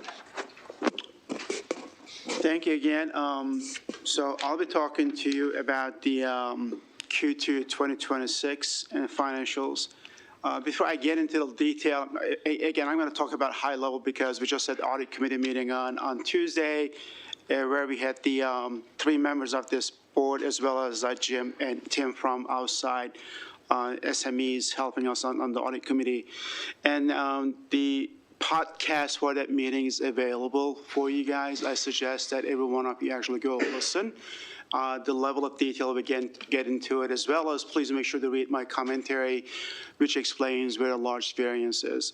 So having said that, really, on a high level, for the year to date, we're about $1.4 million or 2% better than budget in terms of revenues. And the bottom line, right now, we're about close to $4 million better than budget. Again, do you remember the seasonality of how our revenues came in? Because we had, 50 million of annual charge came in. And so that will somewhat, in the later part of the year, going to rely on memberships and stuff like that because we won't be getting annual charge revenue. If anything's probably going to somewhat shrink because of the credits we're going to issue. So the second part of the analysis looks at year over year. Our revenues are up by about $2.1 million or 3% from prior year. And then the expenses are just about the same amount of dollars up. So it's a wash in terms of year over year. For the current year, the forecast, as I mentioned to you at the bridge, if you remember that number, the expense number, the expenses are growing, but right now, if you take a, I guess you can take a look at this, but it's actually in the board deck. For the full year, we are forecasting to about 1.6 million or 2% better than budget. And then we expect to finish the full year shy of $6 million in terms of surplus. And as I mentioned to the audit committee, I think there might be a little bit upside, but really don't know what's going to happen given all the uncertainties with, pending government shutdown and the consumer behavior. Obviously, inflation is still, stubborn about, 3%. So we'll have a pretty good understanding. We're going to finish the year in terms of top line by third quarter, and hopefully we'll see some upside. But right now, we are forecasting about $5.9 million surplus, and which is about 2.6 million better than the budget. So again, I strongly encourage all of you to go back and listen to the podcast. We go much in detail in terms of large variances, key drivers, levers we talked about, and top side, bottom side, 1x, 2x, and stuff. So it will give you a lot more idea and an appreciation of the conversation and content we talk about it. Thank you. Questions about the financials? Eric? Yeah, so I noticed we just bought a new Zamboni, which looks great. And looking at the financials, I noticed that Zamboni was actually allocated in the FY22 budget. So my two questions are, A, why does it take 4 years to buy a Zamboni? And B, given the new process you described for capital budgeting, how would the buying of the Zamboni change? So right now I see a line item from FY22, and you see that money gets spent down, but we didn't see that in like the previous budget. So how would this now work with the new process? So can I answer the first part first? Yep. It was that long of a backlog to get it built. Supply chain. Can you repeat that? It was almost 24 months from the time we ordered it until the time it was delivered. Yeah, but this was allocated 48 months ago. Or 48 months ago. But I'm more concerned about the second part of the question. No, the Zamboni was... It's an FY22. That was... It's FY26. So that Zamboni, okay, I know where you're coming from. The Zamboni was actually part of a set of funds that were for, back then, sport and fitness use. It wasn't to purchase a Zamboni, that's what they were used for. So there was a Cat 2 allocation that was given for sport and fitness for equipment purchases. One of them ultimately ended up being the Zamboni. Hold on, Eric, let's let Sean answer your second question. So Eric, my $21 million number, work in process, includes all live projects that's approved. So if project was approved in 21, 22, but still Jeremy's group who managed the CIP is a live project and told me these are the projects board approved and they are working on it, that is in my pool of the numbers I presented to you. So those will be in the roll forward numbers. And as we bleed those out until the 21 million is finished, they will be rolled forward. So hold on, Eric. Does anyone else want to ask questions about the financials? Okay, Eric, go ahead, second time. So two questions. One, so with the 21 million, are we going to set up a $21 million reserve fund for all these projects? And let him ask his answers. That's a second. And second question, how does a allocation back in FY22 turn into a Zamboni in FY26? I'm not saying it's not important, but the board never actually got to approve it specifically. My understanding is that that project was approved in FY23, correct? In FY22, yeah. Okay. No, just, I'm sorry. there, in FY22, the board approved, I believe it was $450,000 for equipment upgrades for sport and fitness. The Zamboni was a component that ended up being a project that was done under that general bucket of equipment upgrade money. Okay. Anyone else have any questions? Okay. So we're done with that topic. On to President's report. Any questions about the President's report? Yeah, just a question for the next meeting, which is a town hall. Will there be a daycare provided like there was in the previous town hall? Yeah, yes, we will offer it. They will have to pre-register, but yes. Any other questions? And I'm going to open this up to the state and pre-filed legislation, the Inner Harbor Trust report. Questions on any of that?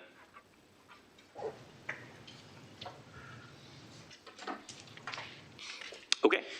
Hearing none. Chair's remarks. I don't have any. Motion to adjourn. Motion. Guys, we can stay here. We can stay here. All right, Delilah moved. Reg seconded. Anyone opposed? All right, have a good night, everybody. Thanks. Good night. Go Army, be Navy. This is Baltimore, right? Dave's Baltimore? No, that Evans came. Which one is it? Yeah. Yeah.